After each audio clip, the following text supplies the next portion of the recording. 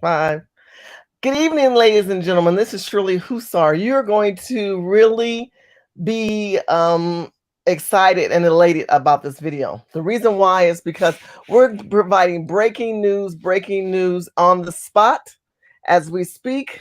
As you can see by the title, the NBA has announced that a player from the Utah Jazz has, yes, they have contacted and they've got the coronavirus. And so the NBA has announced that they are closing down and suspending for the season.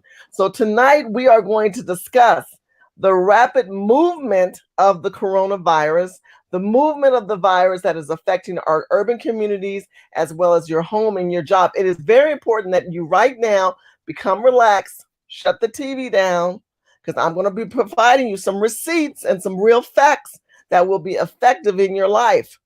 And that many of you guys, we told you 2 or 3 weeks ago to take this serious, and you think it's a common cold. This is not a common cold. This is something that is truly a plague. That it's a torment. It's traumatizing to many people because we have not prepared our lives for something like this. Nowhere in our mind did we fathom that 2020 would be the year of self-quarantine. Would be the year where we have to sacrifice our lives. But we need to have a conversation. So I've got receipts. Tonight we have our special guest, Flagship on board. Flagship, are you there? I'm here. How you doing, everyone? And so Flagship contacted me tonight and said, Shirley, did you hear about the NBA shutting down? I said, yes, I did. So first of all, let's go to their website. Look at this website, you guys. They have said right in here that they are they're suspending the season following Wednesday's games, okay? And this is because of all the pandemonium going on. But let's hear what they have to say. New York. The NBA announced that a player on the Utah Jazz has preliminarily tested positive for COVID-19. The test result was reported shortly prior to the tip-off of Wednesday's game between the Jazz and Oklahoma City Thunder at Chesapeake Energy Arena. At that time, Wednesday's game was canceled. The affected player was not in the arena. The NBA is suspending gameplay following the conclusion of Wednesday's schedule of games until further notice. The NBA will use this hiatus to determine next steps for moving forward in regard to the coronavirus pandemic. So right now, they are reading. Let's see if we can get this one to play. Subsequently, the decision was correctly made by the NBA to postpone the game. When it was determined that the individual will be tested, we immediately informed the league office. The health and safety of our players, our organization, those throughout the league, and all those potentially impacted by this situation are paramount in our discussions. We are working closely with CDC, Oklahoma, and Utah state officials, and the NBA to determine how best to move forward as we gather more information. The individual is currently in the care of health officials in Oklahoma City. In coordination with the NBA and state officials, we will provide updates at the appropriate time. All right, so we know the NBA has suspended its season right now. The NHL coming out with a statement of its own. National Hockey League is aware of the NBA's decision tonight to indefinitely suspend its season due to a player testing positive for the coronavirus. The NHL is continuing to consult with medical experts and is evaluating the options. We expect to have a further update tomorrow. I want to point out here as well, Major League Baseball opening day is in 2 weeks, March 26th, the earliest that has ever been in Major League Baseball history. We know the Mariners are looking at moving their home games to another venue in Seattle. This is just a matter of time before Major League Baseball is going to push back the start of the season, because now the NHL tomorrow is saying it's going to come up with an. So we have the NFL, we have the NBA, we have the baseball league. What the hell is going on? Like I said earlier, I'm sorry I didn't have it up on the screen. Now you guys can see it. The NBA has announced that they're going to shut down because one of the players was coughing all over the place. Okay, Flagship, talk to me. What the hell? Okay, well, let me go break it down even further, because you see how the news reporting is very covert. You know, they said Utah Jazz, they said a NBA player, and then another one was just saying Utah Jazz player. No, we gonna bring out the entire receipt. The Utah Jazz player was the center by the name of Rudy Gobert, R-U-D-Y, last name Gobert, G-O-B-E-R-T-T. That's the center who was playing and who has a positive for the coronavirus. Now, mind you, he played on Monday the 9th against the Raptors, Saturday the 7th against the Pistons. The 6th of Friday the 6th against the Celtics, and Wednesday the 4th against the New York Knicks. Now, remember from the last show that it's a 14-day incubation period. So I can go all the way back to 14 days where he had these symptoms, and there was even, I think I gotta find the YouTube video where I think it was on Friday's game against the Boston Celtics.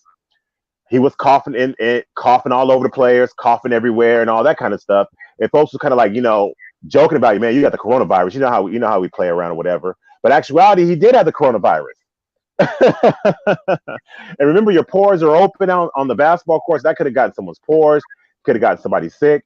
So we don't know if he could have gotten players from the Celtics sick. He could have got players from the Pistons sick, players from the Jazz, and even all the way up until 2 weeks ago could have got them sick, or at least infected them. So this is a serious situation.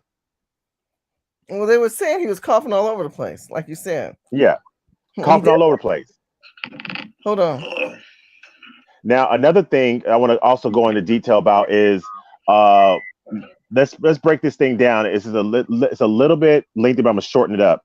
So golf. Now hold your thought. Golf. People were joking about it. Look at this video. They found a video, and then before he left, he decided to touch everything, saying, "Yeah, sure, I got it. Look, I'm touching everything. Look, he's touching everything. Look." He thinks it's funny, and that's not funny. You see that? He's up there joking, and he's touching everything. That's him. That's him, ladies and gentlemen. See, that's what pissed me off right now. I'll knock his ass out. You guys are not taking this serious. This is not a joke. We try to help you, provide you with current news and keep it relevant. And now they've quarantined him. They quarantined the team because they're passing the ball. Pass the ball. Pass the love. Touch everybody. Pass the love. Go ahead. What were you saying, Flagship? I'm not laughing. I'm laughing because not because of the seriousness of the coronavirus. I'm laughing because the fact that at this point he is so reckless and disrespectful that you can only just laugh, just to kind of just chuck it off just for a moment, to understand that this is a serious situation. Yeah, but he's not the only one out there doing this. This is right. People that you go around, that you're touching and engaging with, and it's affecting all of our lives. Hold on, Shirley. Hold on 1 second. I'll be right back in like 1 minute. Okay, so I'm going to continue on my Flagship. Well, stop the screen. I'm back. Okay, so let's get to some of our other changes. I want to talk about how do you prepare for this? How do you deal with this? I told you guys I was going to do a sanitation video. I was going to show you how to create your own sanitized bottle, which I'm going to do, but I'm not doing that tonight. I want to prepare you for tomorrow. So here's some tips I want you to do. Get a pen and paper, write it down. Get ready, get your pen and paper, and get ready to write this down. Number one, if you can stay home, do. And if you can stay away from people, please do. Don't embrace. One of the ways that you can greet people is people are elbowing each other, like they're taking their elbows in the elbows, their elbows. I can't even talk, elbows. And they are touching each other or doing the Spock sign, which I thought was funny. They're telling you people are stocking up on water. On toilet paper. Stock up on water. You guys need to stock up on water. Learn to cook for yourself. If you got a senior parent that is in an elderly home, I would recommend you to take them out, because that is not good. You want to take them out. Any sports activities that you're going to find out with your children, you might think about pulling your children out, because this is highly contagious. This is not like the average cold. This is a highly contagious situation that we have at hand. And the interesting part is that many people don't get the fact that it is truly affecting the community and truly affecting our lives. And unless we wake up and prepare for this, and prepare to stay.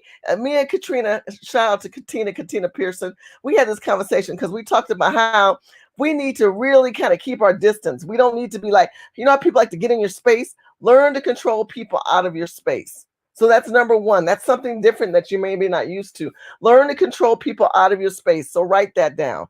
That's another thing that I believe that you should do. You should also, if you have yourself going to events, or you planning trips and long vacations, you might need to take back and look at that.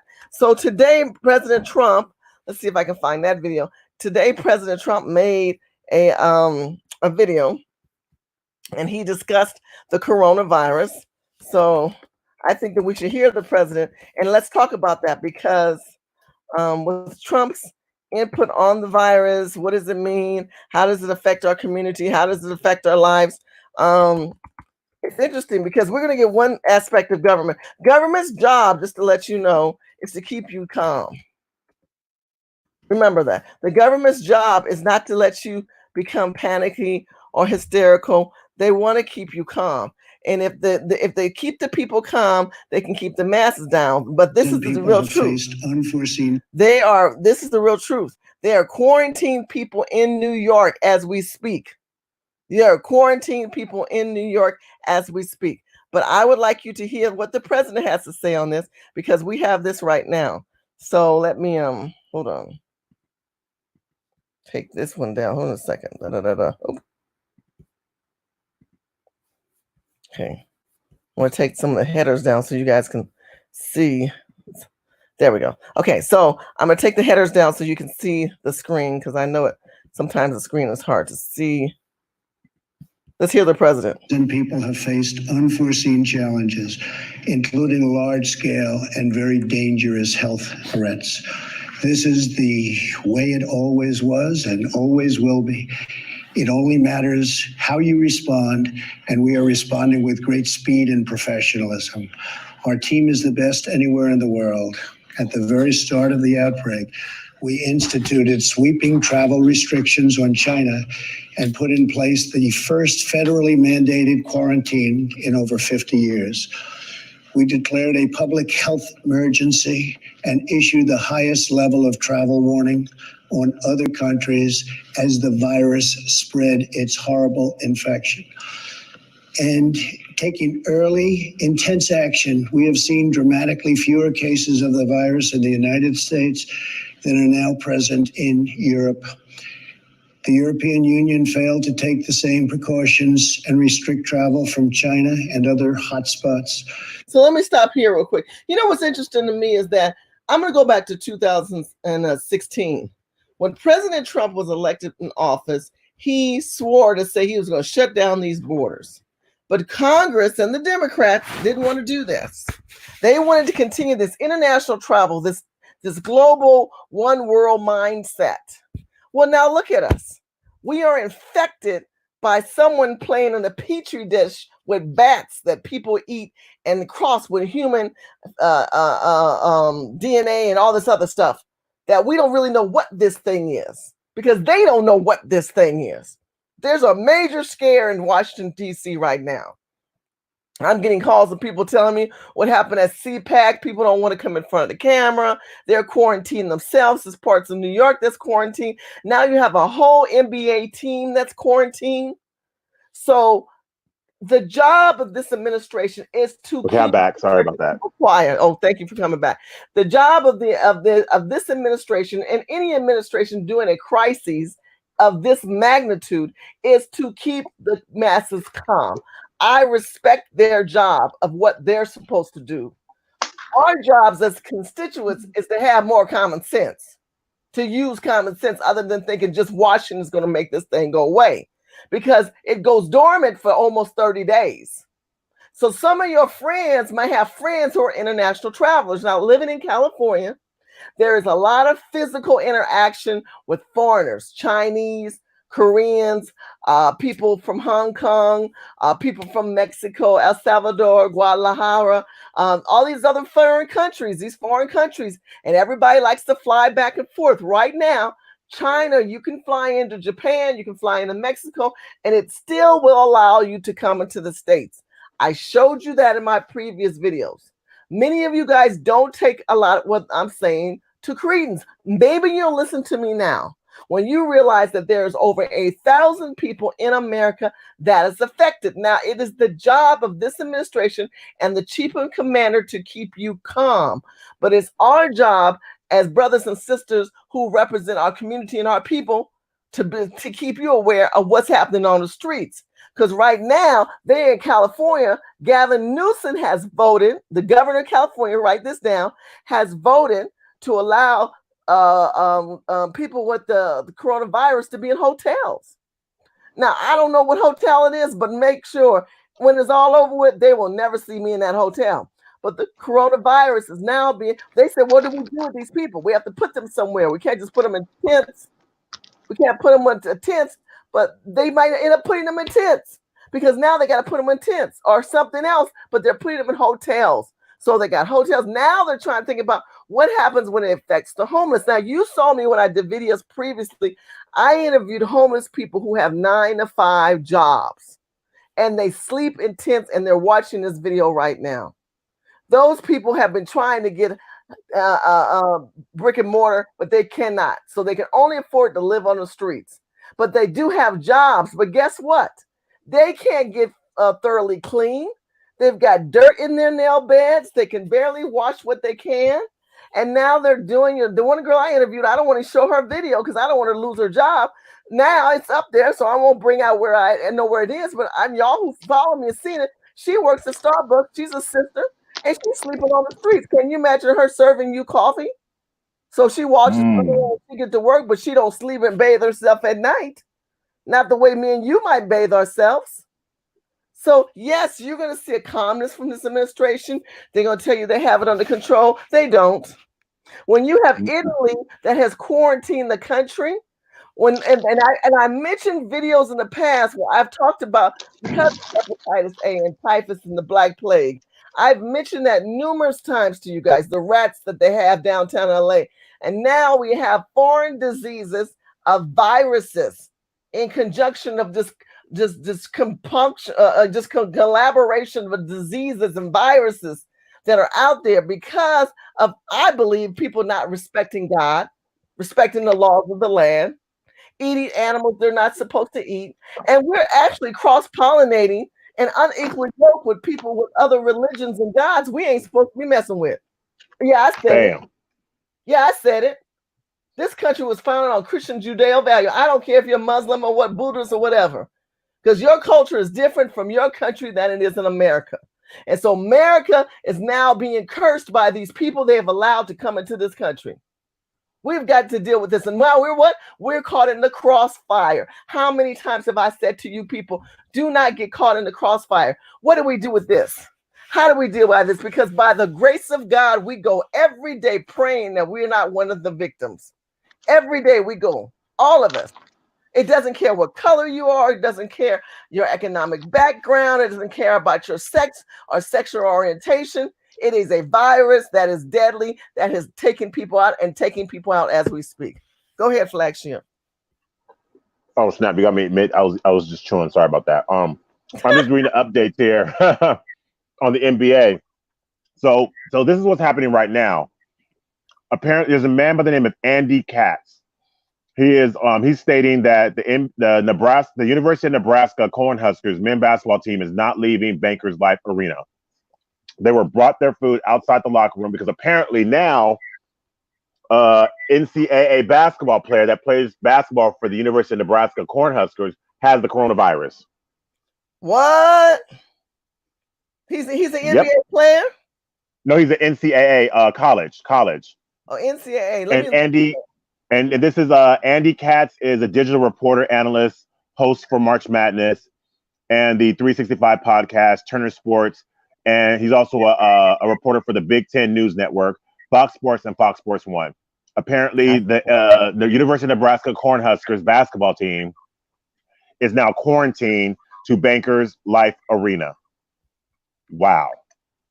I see that. And he has a blue check. He's a reporter for Fox Sports and Fox Sports 1, and has pretty much 476,000 followers. He is a news reporter, so it's a legit news reporter. He's not like, he's a legit news reporter. And so this thing is really serious, but also just kind of give you the information about sports in general. In golf, they canceled the European Tour, the Indian Open. They also canceled the PGA Tour until further notice. So there was supposed to be the WGC Dell Technologies match play in Austin, Texas on March 25th to the 29th. That has been postponed. The Indian Open, that was supposed to be for March 19th to the 22nd. That's postponed.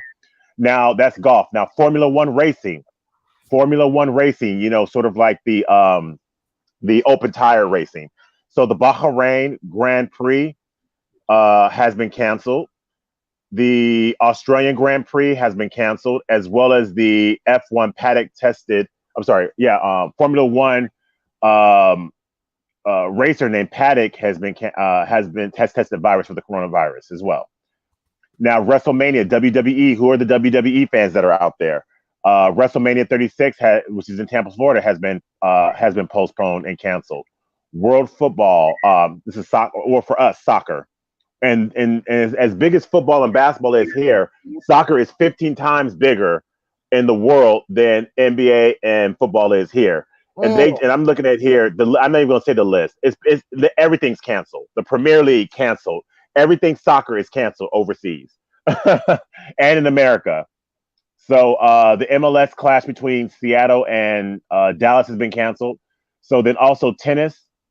The Paribas Open's been canceled. XFL's games, those games are canceled. NHL's hockey, they are okay. So NHL, only 1,000 fans are going to be allowed to go inside, and same thing with MLB.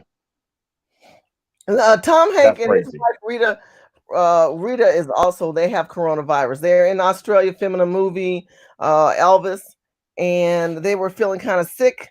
Found out they said their bodies were aching and they couldn't figure out what was wrong. They had a slight fever too, and then they were tested, and him and his wife are in coronavirus. They probably will not be allowed to come back into the States. They will probably have to stay there and weigh out their health values issues there. So this is the first celebrity that we have heard about, as well as the coronavirus. Now, in saying all that, Contact Sports, now listen, pay attention. Get the thumbs up and share this video. Please pay attention. We put a lot of time to have conversation about this because we have to start thinking from our level. These are people with money. These are people who might, if there is a cure, they'll probably get it before the rest of us. I'm gonna just be honest with you. They're gonna get it before the rest of us. There are also senators and congressmen who Ted Cruz has basically self-quarantined himself. There's a lot of elected officials who have self-quarantined themselves in Washington, D.C. Okay, so listen, here's an A-list celebrity that you're looking here right now. You just heard Flagship talk about all these sports games and events. I want to pre-warn you and tell you, you need to prepare for a very moving, fast epidemic in this country because many of you are downplaying it. I was out over the weekend. I wanted to get one more last breath at the beach. I stayed away from people. I didn't go on the pier in Santa Monica, but it was fascinating to me how some of you guys still go to your bar on Tuesday nights. You still go to your after-hour clubs. You're still acting like everything is normal. There are people who are infected with this virus, and the numbers that you put yourself in raises the levels of you contracting this. Listen to what I'm saying to you. Listen to what I want you to understand. That when you wake up in the morning, I need you to be calm and not panically and walk in fear. But some of y'all, I'm trying to wake up to this. This is not something to take lightly. It is an airborne disease, an airborne virus, not a disease. It's an airborne virus. So people can breathe, they can cut, cough, they can touch. He's like, see how that athlete was touching the mic thinking that was funny? He thought that was not funny. And we were saying this whole thing was him touching everything. This is not funny. Now, look, he's walking off, touching, acting like this is something to be funny about. All y'all. And now the whole team's quarantined. The whole team can't go home to their family because of his dumb ass. Oh, sorry, I didn't mean to cut. And wait a minute, hold on. What about this reporter's getting ready to go get his mics, right? Look, he stepped up. The guy in the black. Look, he's getting ready to go get his mic. Guess what he just touched? He's got to get tested. All these people got to get tested. So because of his dumb. And also he is French. That guy is French. He's a French national basketball player. He's a French basketball player that plays for the French national team who's over here taking jobs from American basketball players because he want to get his money up. So this is not an American. This is a French person. Again, European. Can you please? This is nasty over there. This is nasty. Say that one more time because I think the family didn't hear you. This man is not ADOS. You're telling me this tall Negro right here, this light-skinned Negro right here. He's mulatto. He's not black. He's mulatto. There's a difference. This mulatto Negro so right here. And he's from France. He's a French basketball player that plays for the French national team who's over here taking jobs from people and then leaving the coronavirus. So he's already out the paint already from the beginning, even without the coronavirus. He shouldn't even be here anyway. But then on top of him being here, he's now spreading the disease. You know, and why is it that we're He is not ADOS, and he's not ADOS. He's French, so he got them nasty European. He's a descendant of the French nasties. French nasty, yeah. You said the French nasties. You know. Yep, they nasty. And so now he's touched everything. The reporters have now been infected. The ball boy carrier, he's infected. The coaches, the leagues that have played with him. How many games did he play in? How many games? 8 in the last 2 weeks, and coughing on everybody and touching the ball and getting people's faces and stuff. Just nasty. Oh, okay. So anyone here from Michigan or Ohio? Because University of Michigan, the Big Ten football conference just announced that the spring game for the University of Michigan Wolverines and the Ohio State Buckeyes has been canceled. That's canceled. Now, this is not a game. It's not a game of Michigan versus Ohio State, but the thing is, Ohio State and Michigan, they have a spring game that is huge. I mean, like 50, 60,000 people show up every year to watch the spring game because these are two premier programs. They're shutting stuff down. They're shutting it as we are on this live feed with you online. This is happening right now. Y'all gonna wake up in the morning, half the city gonna be quarantined and shut down. A flagship. Let's hear this latest news. Okay, cool. I got something else for you too. Okay. Everybody is safe, and so as a father, we were supposed to fly to Utah to go skiing, and we were trying to kind of sort through what was going on, with the virus itself, and then obviously the news with the NBA and the major sports, what they were talking about doing, shocked me this morning. And I told my wife, well, if this is starting to happen and people are starting to take this stance, maybe we need to rethink the trip. And now with something like this, it for me personally, it just makes me feel like there's more out there that people know that I don't know. And there's so much uncertainty around the virus right now. But if they're taking measures like that, and these are billion-dollar industries, and they're taking measures like that to protect their players, their brand, and their fans. We just need to take heed. Like, people need to realize that this isn't, or it doesn't appear to be a joking matter. People are taking real steps. Raja, how do you think the players are handling this news right now? I'm sure they're as shocked as I am, and I always said when we played and people thought that players all had the same opinion on things and we all acted accordingly, we're just a sample of the population. You're going to have players that don't think it's a big deal and want to go and live their life and are going to act accordingly. You're going to have other players on the other end of the spectrum that are going to probably, hunker down in a house and have bunker type mentality with their family and not go out and not eat out. And then you'll have everybody, in between is those two ends of the spectrum. And it's going to be interesting to see what the NBA decides to do in the next few weeks as they're on hiatus and what the outcome will be for the rest of the season. Raja, I don't want to make a joke of this situation, but I do want to take a step back and take a look at the karma, whether you believe in that or not.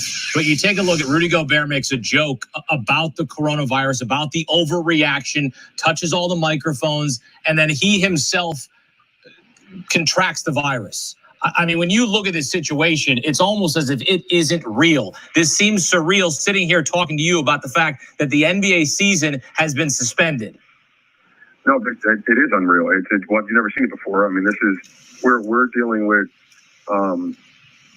uncharted waters. It's bigger than basketball, but you're talking about the stock market doing what it's doing, and people will tell you historically, a stock market does this and that. Well, my argument is this is not like there's nothing that rivals this historically. Like, you could go to the SARS epidemic and things like that, but the NBA wasn't shutting down when that happened. You weren't having universities suspending classes and making people take classes online. These are for one reason or another, and I don't have the answers.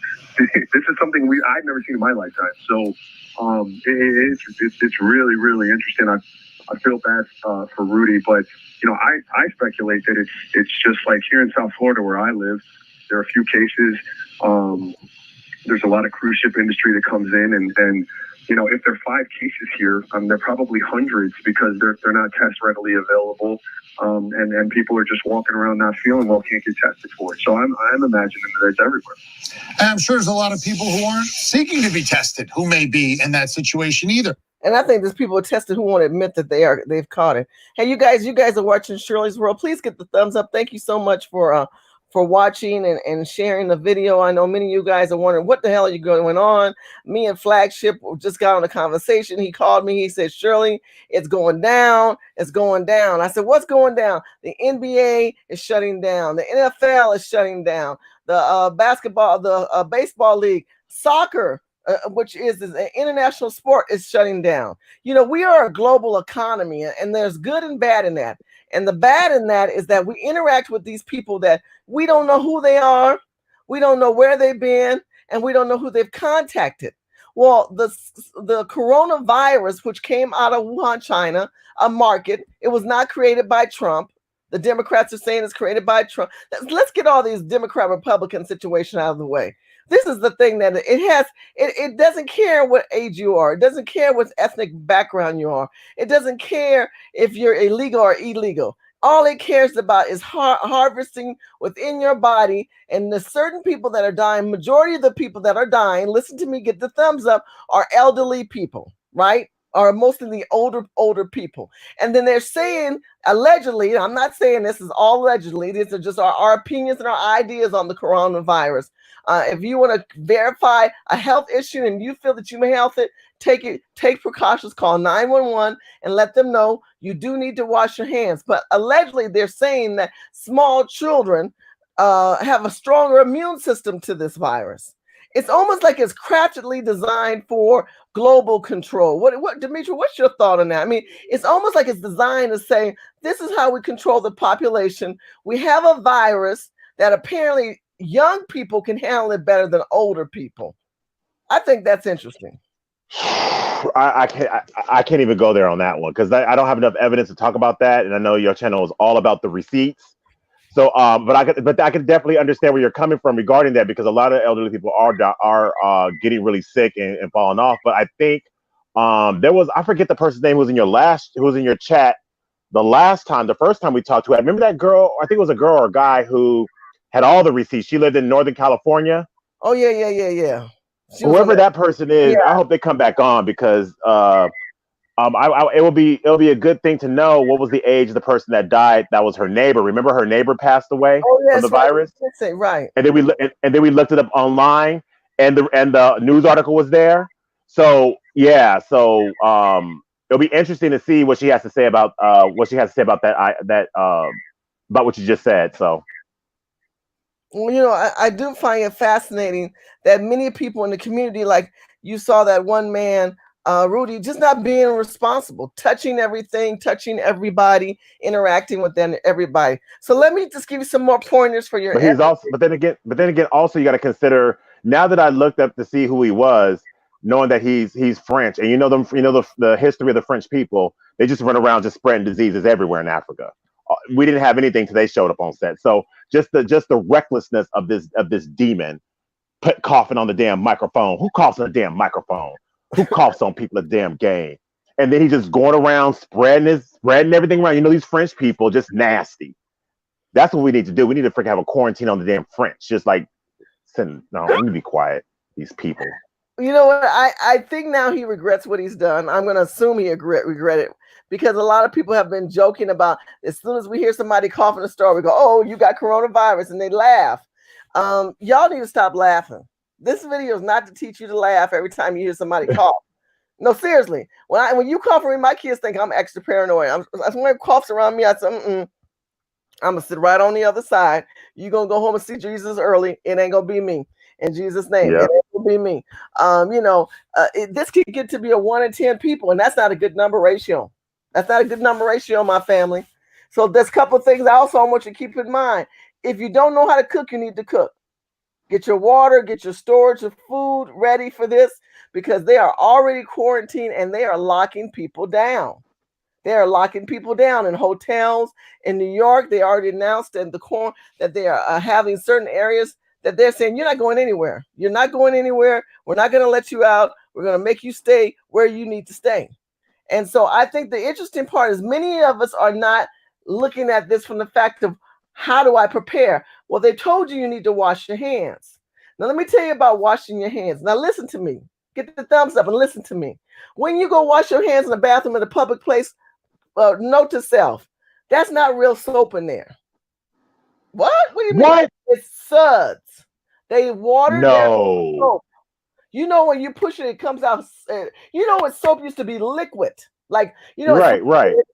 But now it's foam. That's not soap. That's foam. You need to wash your hand with the foam, wash your hand with the foam, and wash your hand with the foam. They're saying 30 seconds. I'm telling you, it's not enough soap to make it soap in your hand. Go back again and pump that foam in your hand. That's not soap. That's foam. Oh, come on, Shirley. Do you know how many times I washed my hands with that stuff and thought I was chilling? You thought your hands were clean. Do that. Yeah. And then wash your hand with some soap. And then you say, man, my hands are dirty, but I've been washing all day. That's what happened to me the other day. I kept washing my hands with this. And of course, your hands are going to dry out now, right? Because you got alcohol, you got soap, and now you're overly washing and protecting yourself. And like Katina Pearson said, we have to know our body spaces.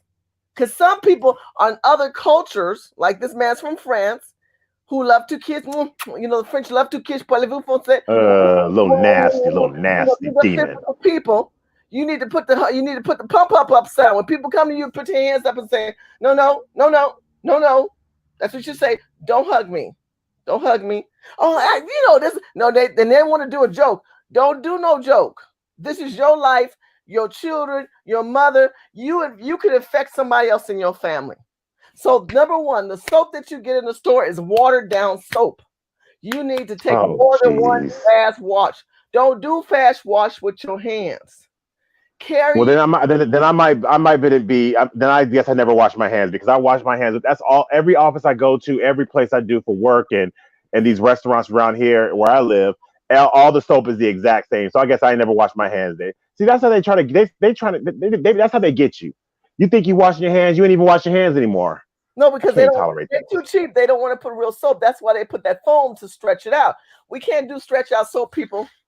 We got to really wash our hands. Number two, there's surveys talking about those hand cleaners that air dry. You know how you put your hands underneath? They say sometimes those aren't as clean as a paper towel. So those air dry machines, those are not clean. Yeah, they're not clean at all.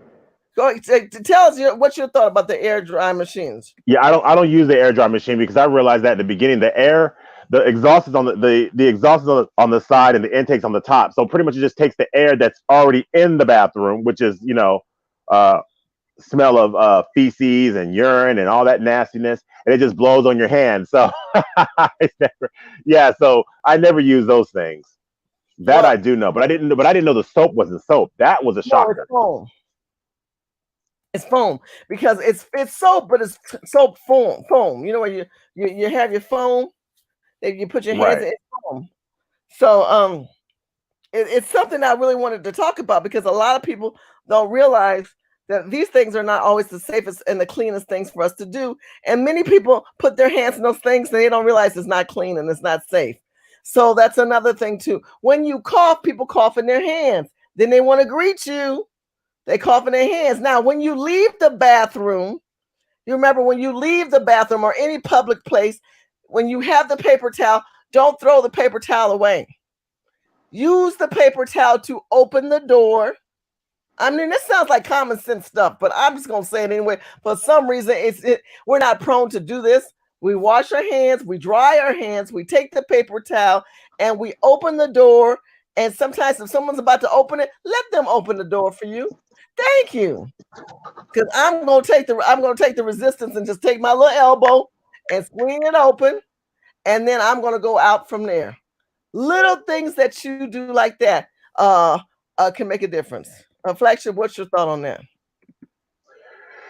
I'm just overall, it was just interesting how the comment section from the first broadcast, you had people who were just kind of like, just wondering, just taking the information in. Then you have folks who were just like, it's a pandemic, you're just causing outrage. Some people was taking it very, very seriously. And then some people were just outright just saying, "Oh, it's a joke. It's it's a code." Let me break it down to you like this: the NBA, the NHL, Formula One racing, World Soccer. These are together. They're trillions and trillions of dollars industry. Fans and merchandising and food vending and stadium rentals and leases and things of that nature. If this thing was not serious, we wouldn't be having a whole entire shutdown of the NBA season. Do you know how much money that is just to cancel one game? Just think about it. One game, canceling one game. They canceling the season. Formula One racing, that's all advertisement. And when you see them driving around, you see these cars that call FedEx and Michelin tires and UPS. That's advertisement. That's money that people are expecting. They shutting that down. March Madness is here. Like literally, the NCAA basketball tournament is getting ready to start really, really soon. Right now, everyone's in their conference play, so they're fighting conference championships, which is important. But the NCAA tournament, they shutting that down. They're saying there's going to be no fans in the building, just the game. What? You know how much money in tickets and vending and T-shirts and also recruiting and this is huge. So I just hope that this time people take it seriously. So what I'm hearing you say, they had to really think this through, right? To make this they had to call the board in and have an executive board meeting. They had to look at their bottom line, and then they had to think of the death toll that they have to control, because we don't know if the federal government might have contacted each league as well. Now that's the right now. What you call it? Ronald said this is fake. And he also said they have plenty of money. Okay, well, this is fake. It's not. No one's canceling nothing on no fakeness. Right. But on the thing is they have plenty of money. Yeah, they have plenty of money, but it's not even about the organizations have plenty of money. You also got to consider the food vendors. Like, say, for example, Shirley, you are a food vendor and you finally got a contract to serve at the NCAA tournament. Do you know how much money that is? That's money. That is not just like $5. That's not an overtime shift you picked up. That's going to be some tangible money in your business's pocket, plus advertising. That's huge. Same thing with being a vendor for the NBA. That's huge money. So it's not, the NBA has money, but you got to also consider the downtrodden, like the vendors, people barely have jobs. There's people who are working, doing Lyft, and then doing what's it called? This when you give people your ticket. You give people a ticket and they security at these events. Well, guess what? If they're not have any fans, there's no need for security. So this is gonna be downtrodden towards working class people. So it's not just about the NBA; it's about everyone who is attached to those industries. Everyone attached to the industries and everyone that's able to get money. We're talking about co-branding people. We're talking about having your brand affiliated with a major brand because you were expecting a certain amount of money from this. This had to be thought out. I believe the federal government contact all the commissioners of leisure and major events. Write this down. Leisure meaning that your travel, anything that has to do with clubs and dancing or whatever, and major events like sporting events where people congregate. They had to think about this. Yeah, and also and also, Shirley, not even just being a food vendor at the event. Say, for example, you just opened up your sports bar. You just opened it up this year. Well, guess what? You finally got the right lease. You finally bought off your city council, especially if you're dealing in a Democratic city. You got to buy off the city council because they shady. And you finally got your place. You finally got the NCAA tournaments coming in. Well, guess what? Them tickets are sky high.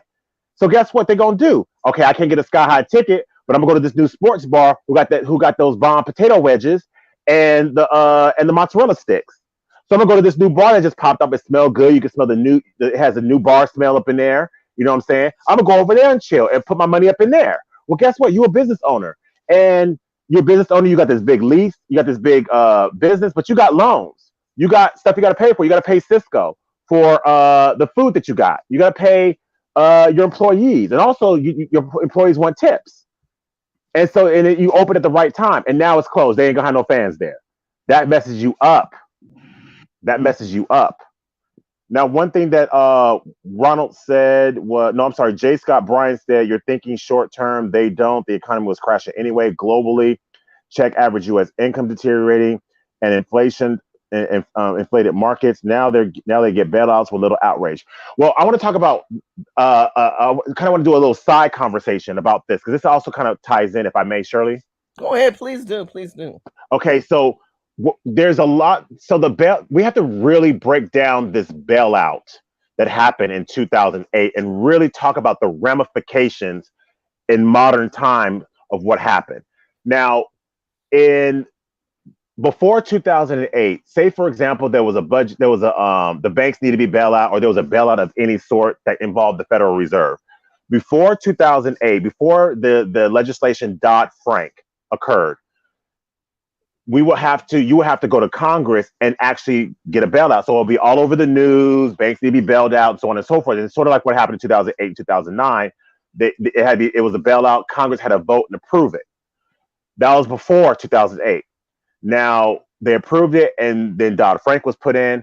Well, there's a very huge clause that happened in Dodd-Frank to where if the banks were stressed or they didn't pass their stress test or they needed any funds or anything like that, what would happen is you wouldn't have to go to Congress anymore. The Federal Reserve has full discretion if they take a bank out and or if they give a bailout. Did you know that? No, I didn't know that. Say that again. Okay, so up until 2008, Congress had to approve banks to get bailed out. Right. And then but after 2008, there's a disclaimer in Dodd-Frank to where now the Federal Reserve, remember the Federal Reserve is not ran or regulated at all, and it's not it's not even American. Right. They have full power to bail out a bank or to take a bank out. Now, they're all friends. They all went to college together. They all went to Phillips Exeter together. They all went to Harvard Business School, Yale Business School, Princeton, Princeton, Brown, Duke, Northwestern, and the University of Chicago. Those are like the elite business schools of the world. Also Wharton. And so they're not going to take their people out. They're going to bail them out. They just print some more money. Right. And that's what people don't understand. And we don't even... People don't understand it's not backed by gold. So anytime people could, because we always say, wait a minute, we ain't got no money, we broke, and all of a sudden something like this come up and they got $5 trillion. It's like, where's that money coming from? What that does though, it devalues the American dollar. Our rating went down really bad under Obama, and it came back tremendously amazing under Trump. But what it does is it affects the bottom line of the American dollar. Exactly. So just to kind of talk about what J. Scott Bryan stated, we don't even, at this point in time, we don't even know how bad the economy really is, because remember, if a bank's not doing well, boom, Gucci, they just go ahead and get a bailout from the Federal Reserve and no one knows about it, unless you got a reporter who is on the ball. Right. And then of course, these same corporations pay advertising dollars to the media, to the big media conglomerates. So they're not going to put it out there because they want to lose their revenue dollar. And then before 2016, remember, we used to have people like you and Kiki and Diamond and stuff who would do these kind of stories and keep the people informed. But then they call it fake news because, and so that's what. So now we can't really get people to do these kind of stories anymore because now they call it fake news or you're lying or whatever, and they sue you. Well, the bottom line is, I mean, as successful as you are or anyone is, if CNN sues you, you can't defend yourself for real in the justice system against CNN. They got billions of attorneys to come after you. It's true. That's very true. So let me show people who didn't watch some of our previous videos, flagship, of what they're doing right now in China. Now, this happened just a couple of weeks ago, but let them see this, and I want to see what the people are going to think. Philly, you are killing me with this video. I'm dying. This is what they're going to do in your house. So they're going to do this in America? Media of authorities using increasingly drastic measures.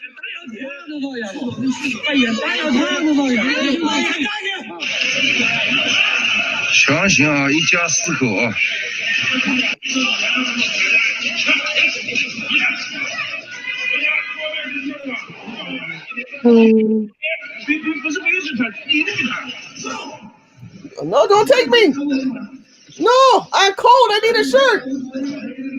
We're going to go. See how they take them I'm down fighting. there? Get in there. Get your ass in that trunk, in that van. They're not playing in China. Around China, residents post scenes claiming officials are welding the doors of apartment buildings shut so people can't get out. That's a welder. 才赶那门哦，把门封的了。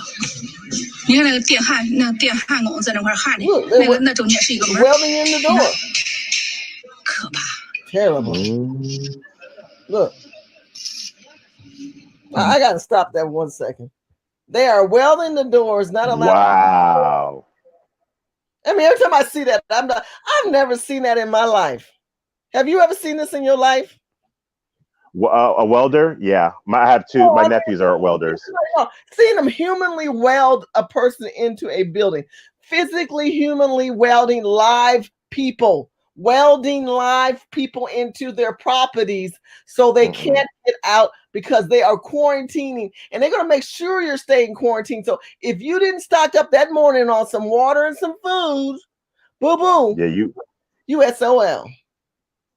See, and see, this is the thing. This is where community comes into play, because if you got a community, you can pretty much depend on each other and work with each other to get the resources and things of that nature that you need. But with this gig economy, with all this social media, you know, we really don't talk to our neighbors like we used to anymore. We can't really come together and get things done for ourselves. Now, after your first broadcast, I got scooped up. I got my cold medicine. I did everything the CDC said. I did that. I made my own. I didn't make my own sanitizer, but I made my own bleach wipes. I also got me humidifier with my rosemary, lavender, eucalyptus, and peppermint. That goes 24/7. And what that does is that kills all those airborne crap and stuff like that. I got that in my room, in the kitchen, got that everywhere, got that set up. I wipe my car down inside every time I go in. And yeah, so I'm good.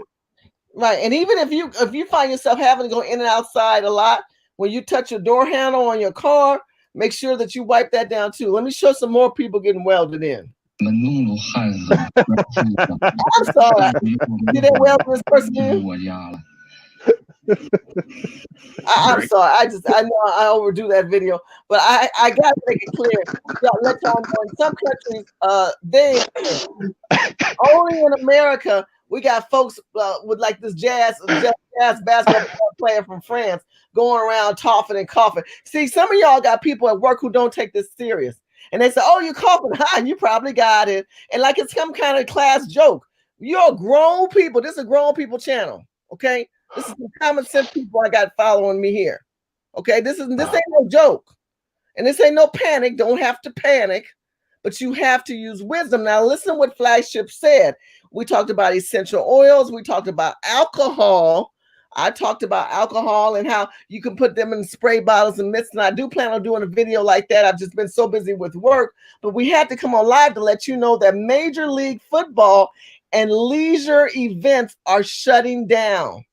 They're shutting down for the season. So this is not something they're talking about for 6 months or 6 weeks or 2 weeks or 1 day. They're talking about for the duration of the year until further notice. Bam. Until further notice. Y'all better smell some coffee and get some likes up in here and talk to me. Talk to me, because if we're not going to pay attention to that, then we can forget it. Now, let me tell you how some idiots are out there. I was at an event and this lady's talking about, she was Chinese, talking about, well, this is from Trump. This is called because of Trump. Y'all need to just get away from these people. Something, you know, they got Alzheimer's or ADD or something's wrong with them. They've been hanging around by Joe Biden too long. Joe Biden, who's sniffing on little kids and can't remember his wife from his sister. Oh goodness. Yeah, I'm not a Joe Biden fan, if you don't know that by now. You know, these people have been around these kind of delusional candidate thinking mindset about policies, politics, and health and humanity. Go ahead.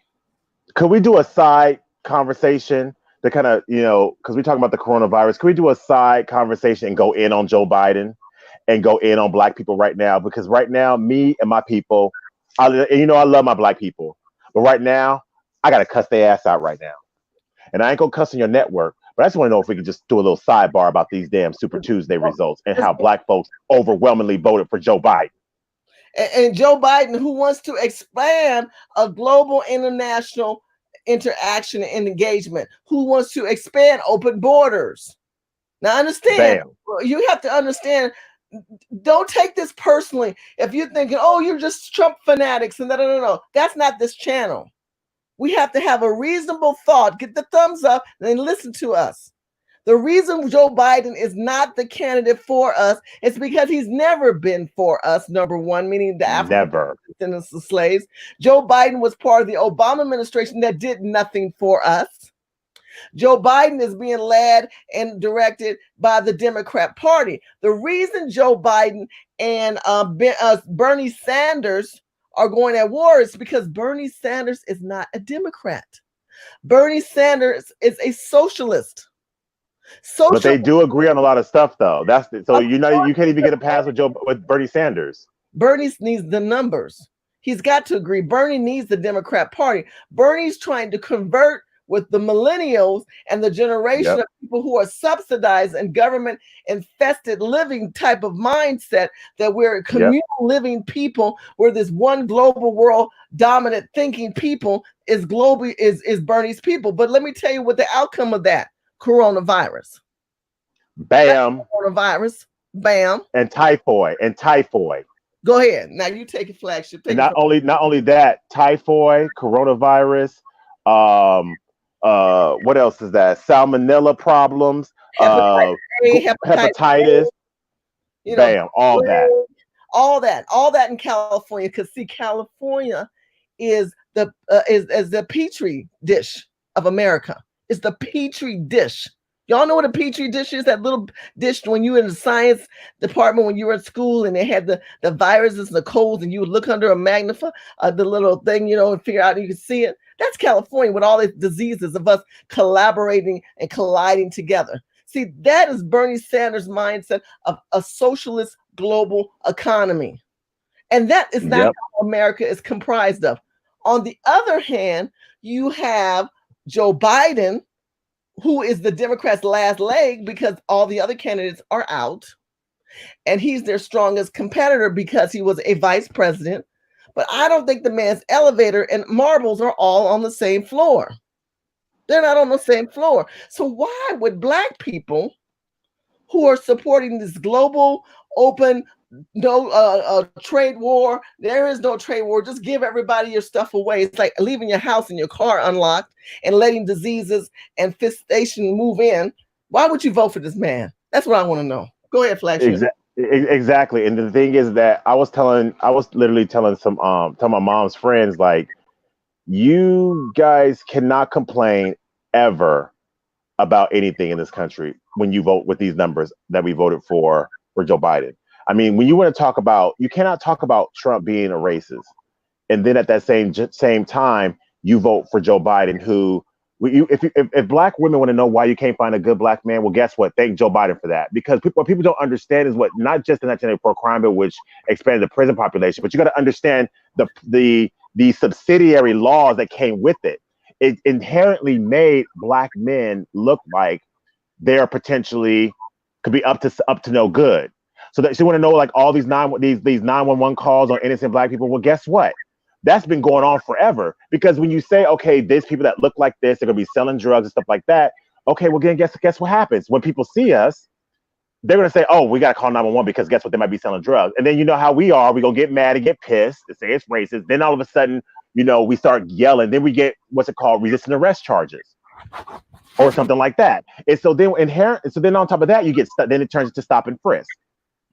And then now you're in jail for the most pettiest stuff. You got something on your record, then guess what? You can't get a good job. So guess what, sisters? When you want a Black man to take you out and and the wine and dine you, well, guess what? He can't, because he can't get a job. Not only that, if he's selling drugs or whatever, because that's what his father taught him to do, because that was the only economy that was there, then guess what? They have a felony. You can't get student loans. You can't get Pell Grants. So you can't even go to college unless you get enough job to pay your student tuition with cash. And we already know we don't have that. So it's not just these policies, it's also what it did to us specifically. And then I was just reading this article that came from the ACL, this report that came from the ACLU on how when you have Black people that had drug charges and things like that, we went to jail. Whereas when you had our Anglo counterparts, they didn't go to jail. They got stuff dropped down to misdemeanors and pushed away to the side. So technically, we get law and order. Everyone else gets a pass. Oh, you don't want to mess up their life. They're a good person. So we didn't even get the ability to be like, oh, they just made a mistake. Oh, no. You're just inherently bad. Go to jail. Goodbye, whatever. So, and this is what Joe Biden did. Now, mind you, at that same junction, you can't call the Republicans racist because Newt Gingrich voted no on the 1994 crime bill. Woo, did I say that? Yes, I did. And that's the truth. Check the receipts. Check the receipts. Because if you guys don't realize, these people are not working in your best interest. And, you know, now because of social agendas, and we're able to look up online, we're able to kind of get a better breakdown of who these people are and how they have voted for us and how they're not working in our best interest. And I think that's very, very important. I've got a shout out to HM who gave a $2 donation. God bless you. Said, watch Skid Row survive this problem. You know, I thought about that too. I said, wouldn't that be funny how the black people survive? Apparently, Africa is the least infected. Yep. We laugh and see y'all be laughing and make fun of us, and they be trying to kill us off. But guess what? If you had an apocalypse, the black people still be standing. Just to let you know. Yeah. But can we also talk about how, you know, when these same people that vote for Joe Biden are the first ones calling Trump racist? Now, you can say whatever you want to say about President Trump or whatever anyone has to say, but the bottom line, he has not written generational policy that affects our community. Period. No. Period. No. And then on top of that, let's also talk about the comment that was said that there was the Confederate statues. That's when I completely threw away mainstream media. Was this because it made it seem like he said there were good people on both sides. But then I was just like, nah, he didn't say that. There's no way he said that. And then you go check the receipts, and he didn't even say it. He started off by saying, I'm not talking about, you know, the white supremacists, stuff like that. I'm talking about there were people who were talking about historical sites in America, and there were good people on both sides out there to debate the issue. And I was like, that makes total sense. But see, the thing is, the mainstream media edited it to make everyone get into a pandemic. And I'm just like, you know, and then I realized, why would the liberal media want to do that? Because when you have black employment at an all-time, black employment, not unemployment, employment at an all-time high, where you got black people moving again. Like if you go online, you see all these black people just trying to fix things and getting businesses started. I mean, there's so much energy going on positively in the black community. It's crazy right now. And the Democrats, they don't want us to have anything. They want us to be right where we are, nice little doggy pets that they could just charge us up, keep them in power, and then they come around us, hang out, get some gutter sex or whatever, and then go back over to their damn suburbs. No, those days are over. Period. So the thing is, I don't want to be friends with my politicians, but I do want a politician who's going to make sure that I have opportunity for me and my kids. Plain and simple. And that's what I think Trump does. And that's why I'm voting for him. Even though I live in California, it doesn't really matter. But that's why I'm voting for him. And that's why I'm telling black folks who don't like President Trump, just stay at home. Absolutely. You're absolutely telling the truth. Let me give you guys perspective from this point. There's 4 breakdowns of where government policies affect the community, and particularly the black community. And then you can make your decision after this. Capitalism is what this administration is about, because Trump is a capitalist. Bam. Okay. Bam. So what is a capitalist? Let me play this for you so that you understand. I'm going to break down 3 parts. This is capitalism is an economic system based on the private ownership of the means of production and their operation for profit. 1, 2, 3, 4 characteristics central to capitalism include private property, capital accumulation, wage labor, voluntary exchange, a price system, and competitive markets. 6%. How much asking? Okay, so when we talk about this off in 10 years. your computer's on. Oh, there we go. I'm sorry. Your computer was on. We could hear your computer in the background. Sorry about that. So if we talk about President Trump, we're talking about capitalism. Black people need to understand that free enterprise is what we need to be about. We need to be about an economic system base that allows you to be your own man, to own your own boss, to do your own thing. The problem with us is that we don't have the money leverage. You remember earlier, a couple of previous videos back, me and the Flagship were playing the game Rich Dad, Poor Dad. And in the game, you learn to leverage the money and your assets. Well, a lot of us weren't taught that, because of the Freedmen Bureau Bank and what happened. The Freedmen Bureau Bank, when I've done those previous videos, please go back and watch that and learn about that and where we are economically, because other cultures of people are able to leverage with government support, with banks, and with loans from their own culture. And we can't do that. This is when I talk about corporations, people don't get that part. They'll give you money for a home. They'll give you money for school debt. Will they give you money to start your own business? Mr. Trump, we need business loans.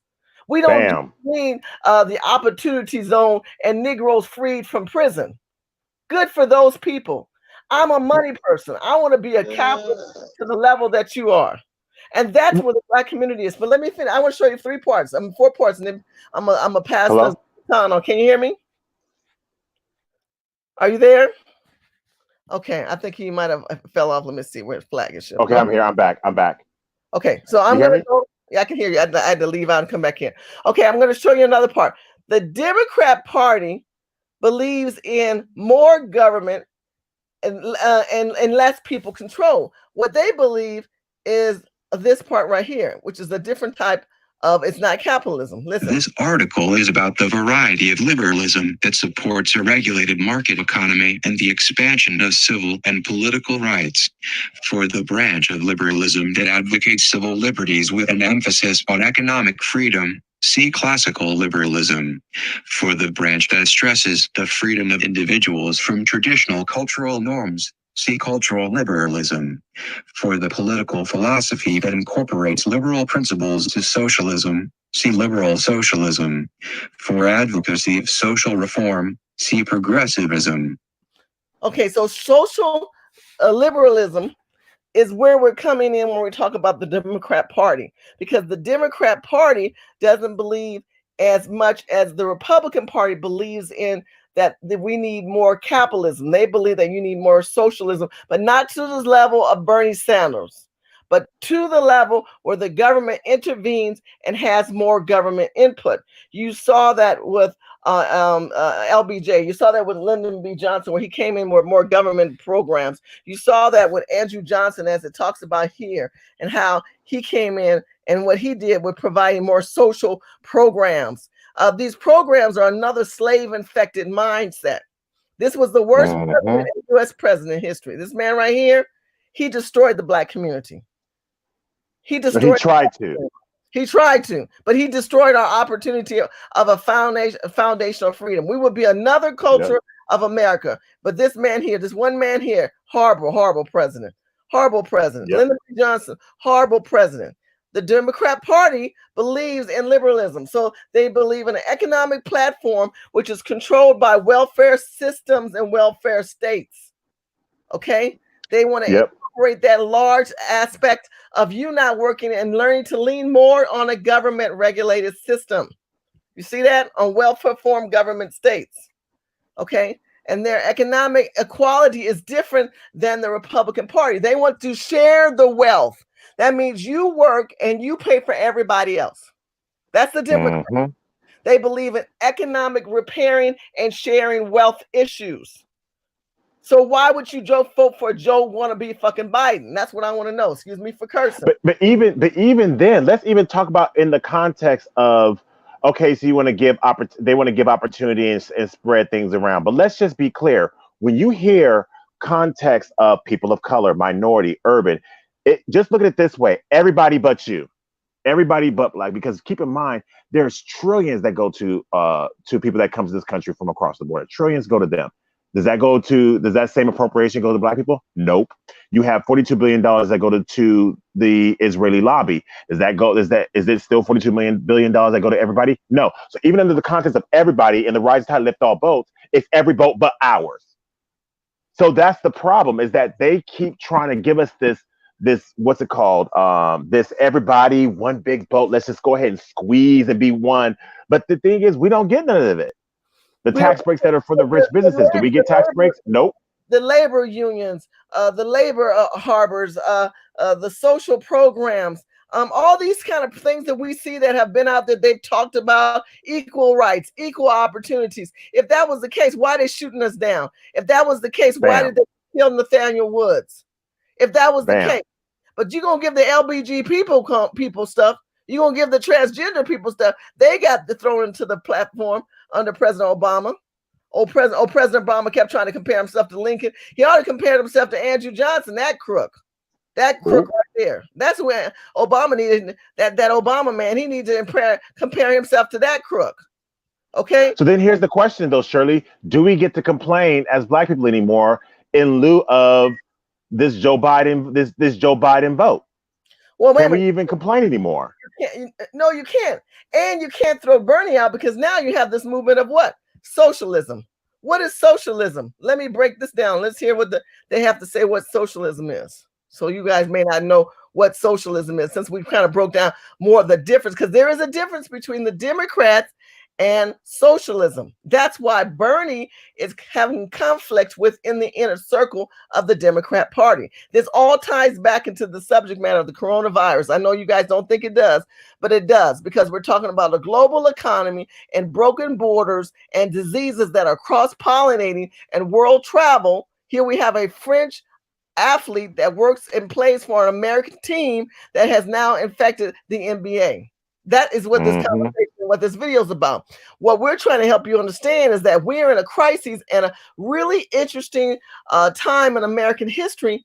We're getting ready to vote our next president, and we have two men, actually three men, if we make it a three-man race, and we'll we'll keep Bernie on the platform from now. We'll keep Bernie and Biden, who's a Democrat and controlled by the inner circles of the Democrat Party, and Bernie, the new breed of pushing the socialist mindset. And Black people, the worst thing you want to do is socialist. Socialist is pure slavery. Let me let this play. But I'm sorry. Okay, that's all right.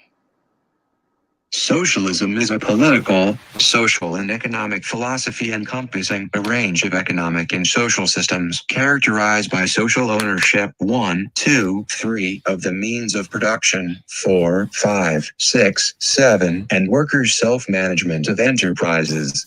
8, 9. It includes the political theories and movements associated with such systems. Okay, now socialism is ownership to be a public and a collective corporation, encompassed with, let me say it in my own words. Basically, you are working as a collective, like a board, with these people who think and operate as one, and they control your money, they control your mind, they control your outcome, and everything comes through them. How many countries have we looked at? Venezuela, Switzerland. Do your homework on those countries. Those people are subject to what they're told what to eat, where they can live, how much heat they use, how much water they use. It's a collective mindset.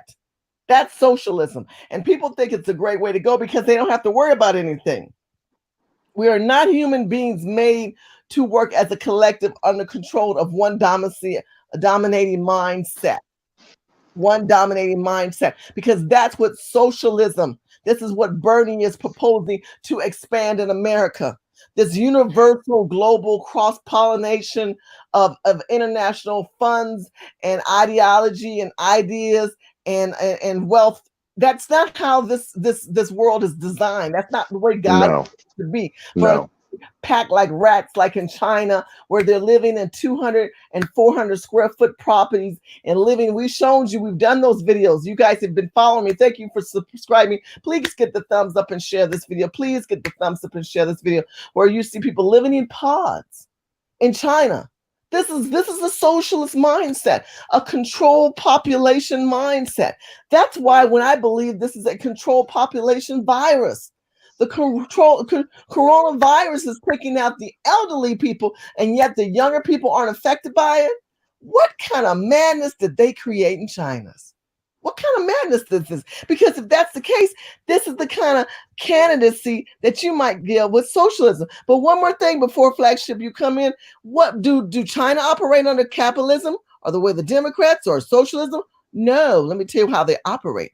They operate under authoritarianism. Oh, am I saying that word right? Let me see how they pronounce it. This is basically where someone has all authority to do whatever they want in their country. To you. Authoritarianism. Okay, authoritarianism. Authoritarianism. Hey, you guys try saying that word. Authoritarianism is what we saw. What's that video? Right here. This is authoritarianism. When you come home and they say, you know what? Around China, you need to, post-scene. when they start dragging you out and they start welding in your home. See, that's authoritarianism. You laughing. Stop laughing. I'm serious. I'm sorry. No, because you were obsessed with this welding video. I'm sorry. You be killing me. I'm sorry. I've got to show the welding video because many of y'all don't realize they are welding these people in their houses. They dragging you down. See how they drag that man out of his property? They doing this to people. This is China. Now, what, don't those people have some kind of civil rights? No. Do they have any capitalism right? They can call their attorney? No. Do they have any social rights? No. Why? Why would they take these people in such a manner and drag them out of their properties? I'm going to tell you why. They are able to drag them out because authoritarianism. This is how China operates. So it's very scary for me to know if I decided to go to China, I relinquish, listen to what I'm saying, you and me would relinquish all of our rights in this international tribal mindset. Because if we become what Bernie wants, the socialist country, other countries are not doing that. But you're allowing these people who don't respect the laws of land, crossing pollination of petri trees with bats and camels and porcupines. How many times have you guys seen me show that video? You want to show you that video where they have those markets where you can buy the stuff? And look, this is Flagship's favorite part of the video, where they welding people in their property. Do you want to be part of that? Do you want to be part of that? Because if you want to be part of the welding property, then authoritarianism is where we want to go. Go ahead, Flagship. What did you want to say? No, I'm not laughing at, I'm taking it very seriously, but it's just hilarious. You be killing me with the welding video. But that's what people need to understand that is what's also being brought to Africa. Because China is taking over Africa like crazy. That mindset of, little to no cleanliness. And I think who was the person in the chat that said that? They're not into hygiene. Amara Cameron said sanitation basis is not cared about in China, and it's not cared about at their restaurants either. Because I never seen no dang soap in them little restaurants. They nasty up in there. The French and them are nasty. And the thing is, you don't have these problems really in these in countries that close their borders as well, because you got to understand the culture is not just culture of music and ideology and things of that nature. It's also a culture of sanitation as well. There's certain cultural mores to how you sanitize yourself here versus how you sanitize yourself in a tribe, or sanitize yourself on an island, or sanitize yourself in like, for example, in this case, China, because also Taiwan has different cultures than China as well. A little bit. They have shared culture, they have different culture as well. And you really don't have that outbreak in Taiwan that you do in China. So yeah, But I do want to talk about it, just kind of keep on these Democrats, and how I was watching Vicky Dillard's page, and she talked about how James Carville, Democratic strategist for the Clinton, he gave us the Clintons. It's the economy stupid, those kind of taglines, and how he said that the Southern blacks are going to get black people back on track and get off this reparations talk and get off this talk of tangibles. Now, even if you're a black person who's not for reparations, I don't think there's a black person on this planet that does not want some kind of economic opportunity for our young people. And I don't know if you've been, and just kind of going on how I hate these Democrats and how I can't stand Biden. I don't know if you guys, T. West did this show that talked about this guy named Clinton Lamont was his name. Mm-hmm. And he represented a company. It was like these 8 brothers, and with these Democratic, these feminists, they always talk about how black men ain't doing nothing, black men ain't shit, black men negative, black men, whatever. But let me tell you something. We out here doing big things. And approximately like 10, 12 years ago, there was Clinton Lamont and these 8 black men who were coders. They did like coding and they did computer stuff and things of that nature.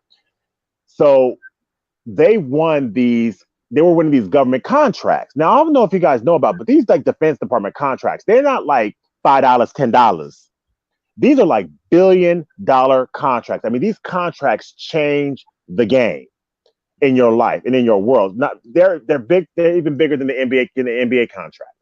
So they got these contracts to do this stuff for I think it was the Air Force Academy and the DOD in Colorado Springs or something like that. So immediately once they got the contract, they were all of a sudden under investigation from the FBI. They didn't say what they were under investigation for. We just did go just check things out. And this is usually this is what we call sabotage and booby traps when Black folks start doing great things, start getting it popping. All of a sudden you're under investigation. Well, of course, if you're under investigation, you lose the contract.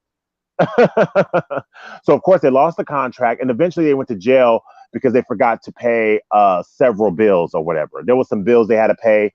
They didn't pay them on time, so they went to jail for it. That does not happen to Goldman Sachs. That does not happen to IBM. That does not happen to, Ashley and Bo's company. You just get told, okay, pay the bill and you fine. But with Black folks, it has to be law and order. You have to go to jail, and this is a derivative of the 1994 crime bill because you're already inherently a criminal. So Obama didn't want to give him clemency. Well, guess what? President Trump got him out. And also another thing that they were doing, they were opening up little schools for Black kids to learn how to code. And they were doing this through the church because through the church, you could get 501c3 tax benefits. And so they shut that down too. So it's this constant booby trapping that these Democrats, and remember, Colorado's a Democratic state. All the people who are in charge of this are Democrats. The judge. So let me recap what you just said to us, so the family understands. Under this president, a Republican president, President Trump, Donald John Trump, he's not just letting anybody out of prison. Unlike Obama and Clinton, towards the end, they gave a lot of clemency to people because they were doing friends favors. Yep. Okay, a lot of people you all didn't. What was it, Michael Millen, whatever is McMillan? He got Michael out. Milken, yep. Yeah, he got out. They all got their friends out because they did friend favors. President Trump has got his team and the White House. Shout out to the White House if they're listening. That took their time. Shout out to the White House. Shout out to the White House from here too. Because they really are looking at cases that just never made any type of sense. And see, this is another shutdown of the Black family that's progressing into a 7, 8, 9 digit platform.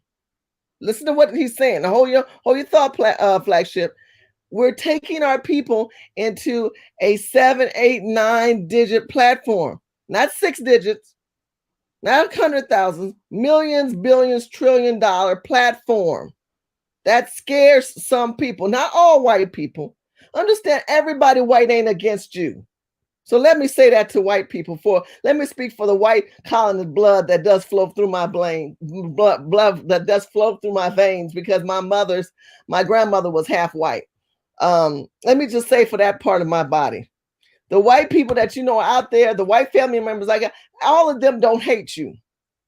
Okay, ain't trying to take you out. Even though we know this systematically, it ain't designed for us. But if you see a president and a piece of legislation and administration starting to move in your favor, why the hell would you vote for anybody but this administration? Okay, so I want to pivot back over into the corona and the subject matter of the NBA. And I know many of you guys see us, we are kind of pivoting a little way, but we want you to understand that the Democrat family and the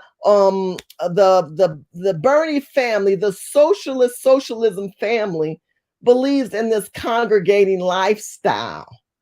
And that's the lifestyle that is affecting us today with this coronavirus, to the level of habitation and living. Now in California right now, there's zonings for housing. It's usually like R1 meaning one residential, R2 meaning maybe a duplex. But there's a new zoning that under Gavin Newsom has allowed you to build your garage into mother-in-law quarters.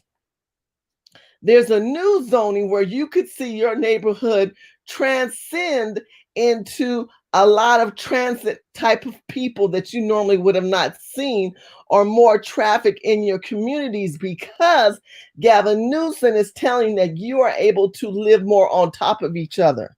you can convert your garage into housing and have 2 units on an R1 platform. Yes, this is taking place right now in California.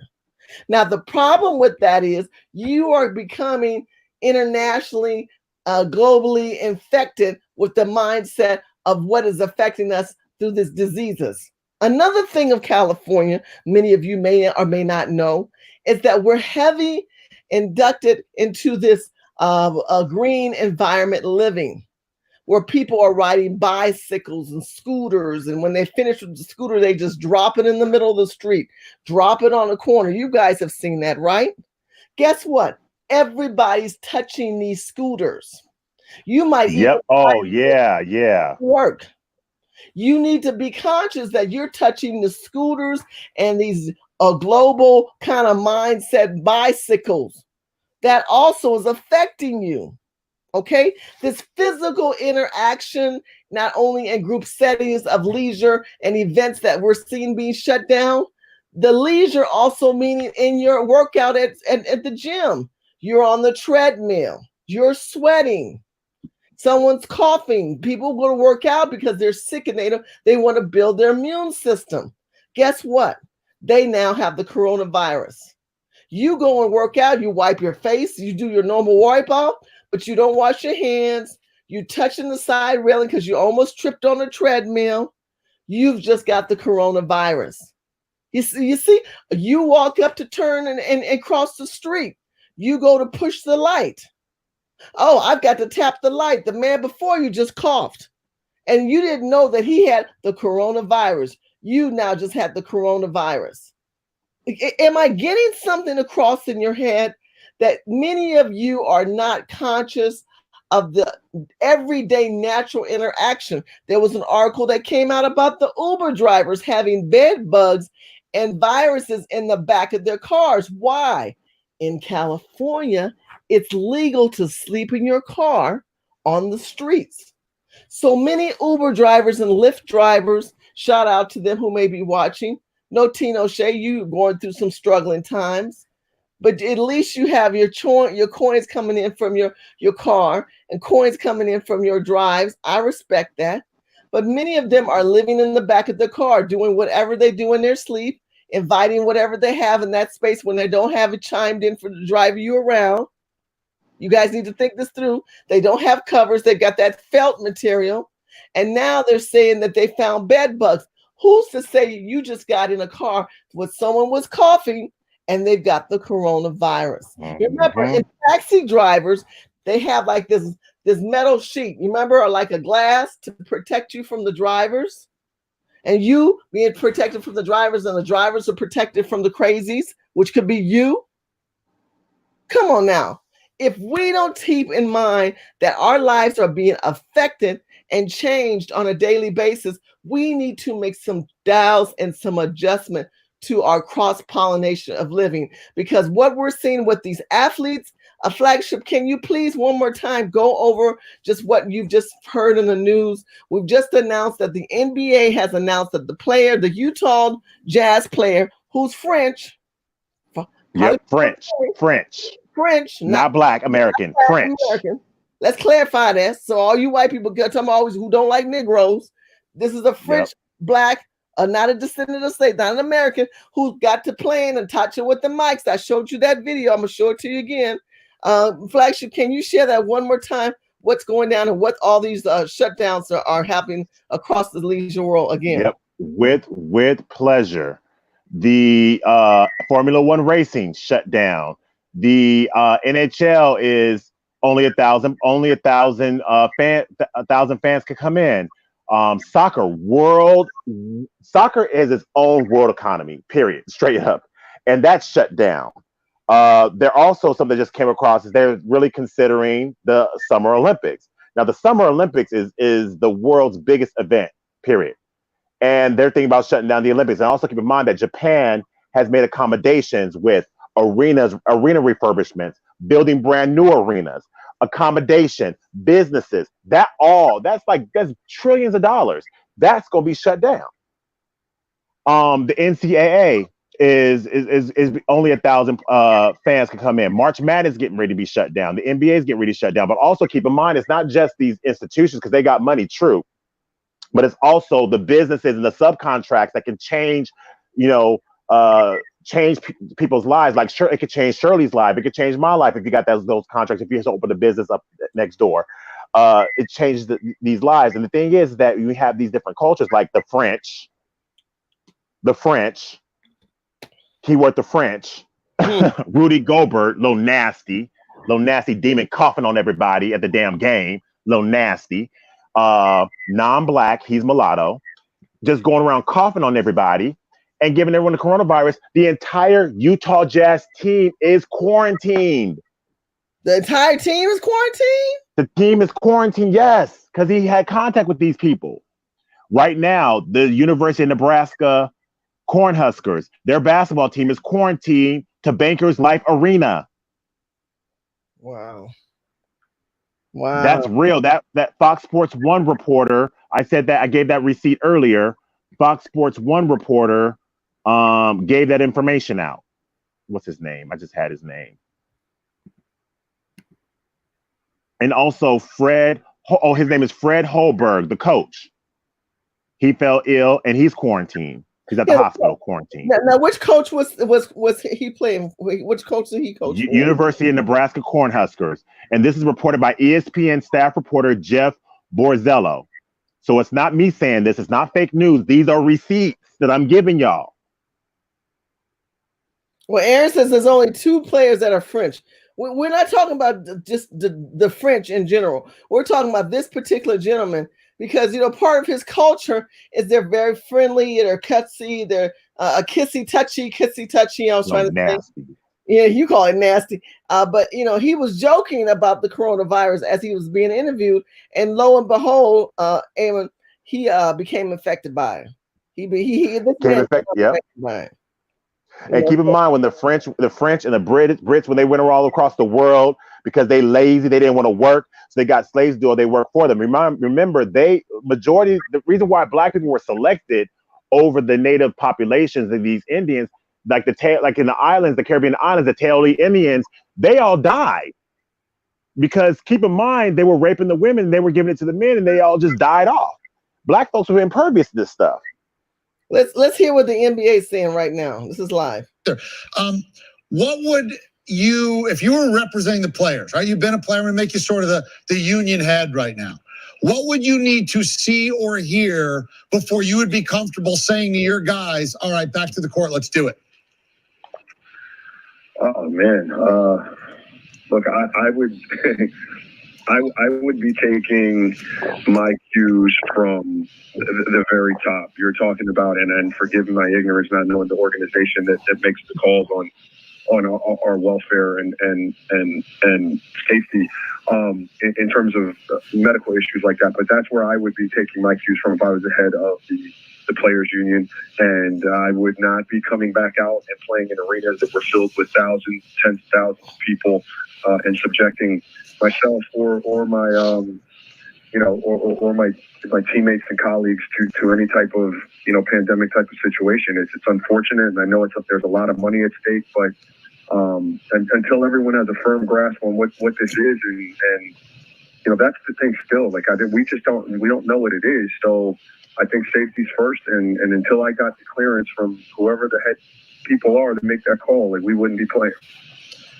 Roger, if you're on a playoff team right now, let's say you're playing for the Lakers right now, you're playing for the Bucks, playing for the Clippers, you're playing for a team that's certainly a contender to win an NBA Finals championship, a guy like LeBron, who has a very good shot at winning a championship, and you see this news right now, aren't you lobbying, hey, once it gets under control, we got to come back and play. I don't care if it's June and we start the playoffs. I don't care if it's July. I don't care if it's August. We have to finish the season.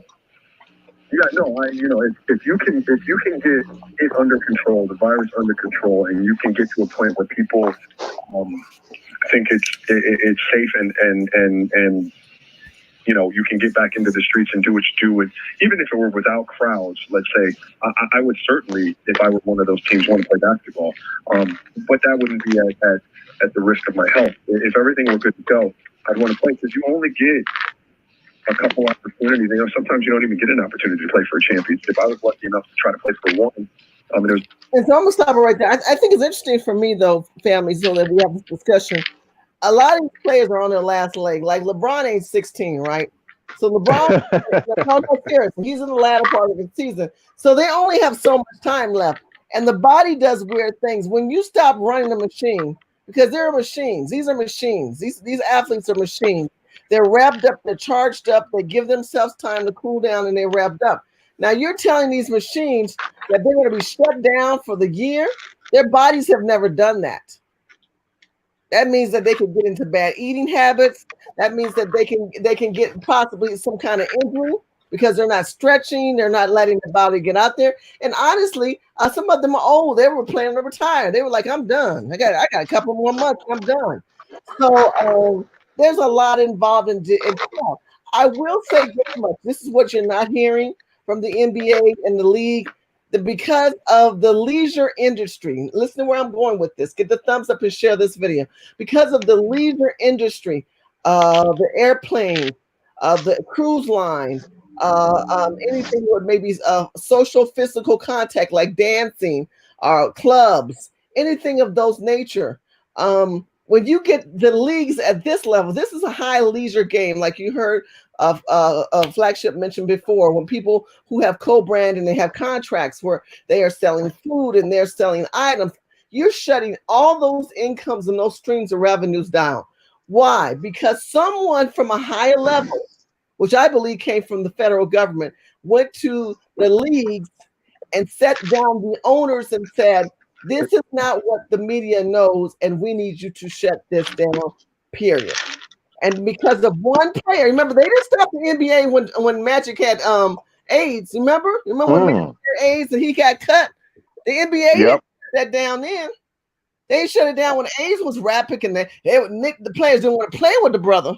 Nobody remember that part. But when he got cut, they were like, "Oh hell no, I'm not playing. I'm not touching that Negro." He remember he retired, and then he came back and got cut, and then he permanently retired himself because he really did not want to retire. For those who don't remember the day of Magic Johnson and the Lakers, shout out to him.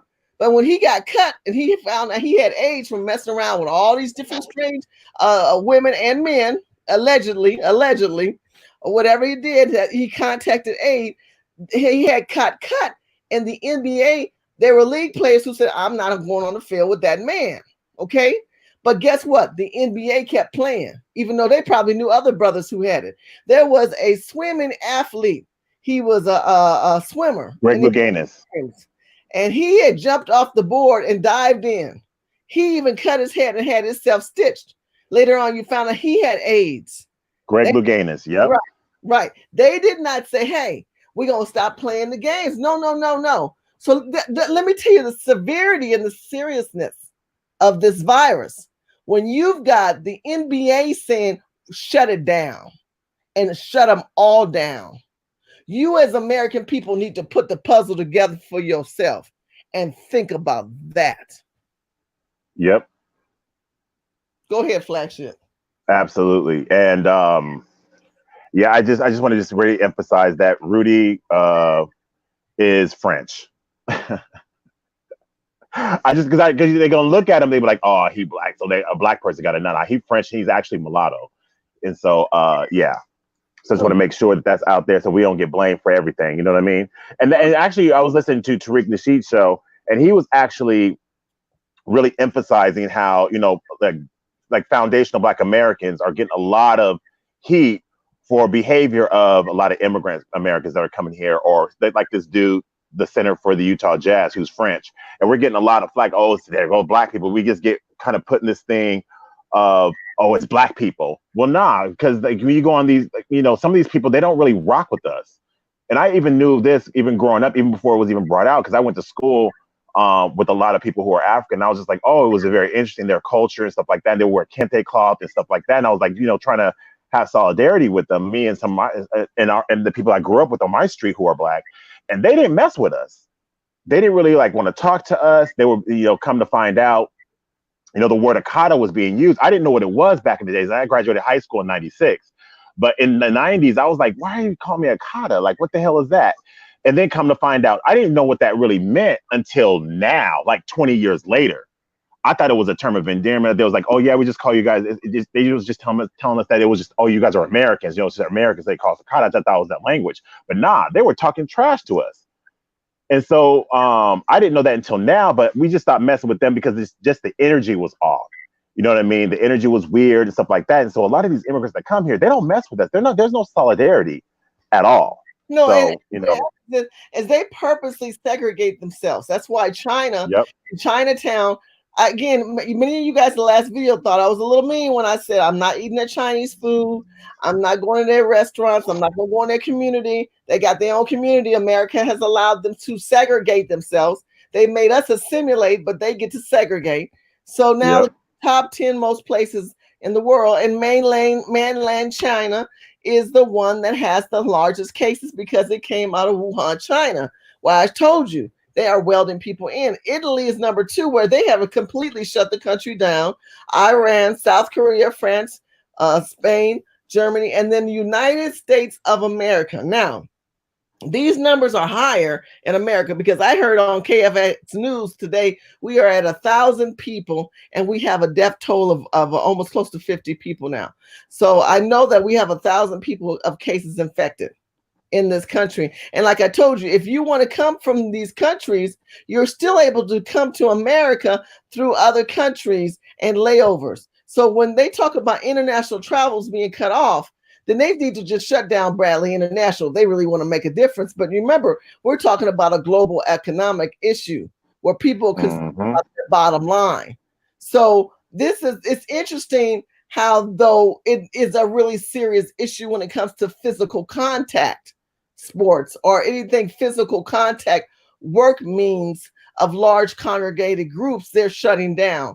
If you're isolated or you work out of your home or whatever you do where you're not congregating with such a larger congregation of people, they might have some safe haven in what they're able to do. Even let's say if you go to the bank has the plexiglass, right?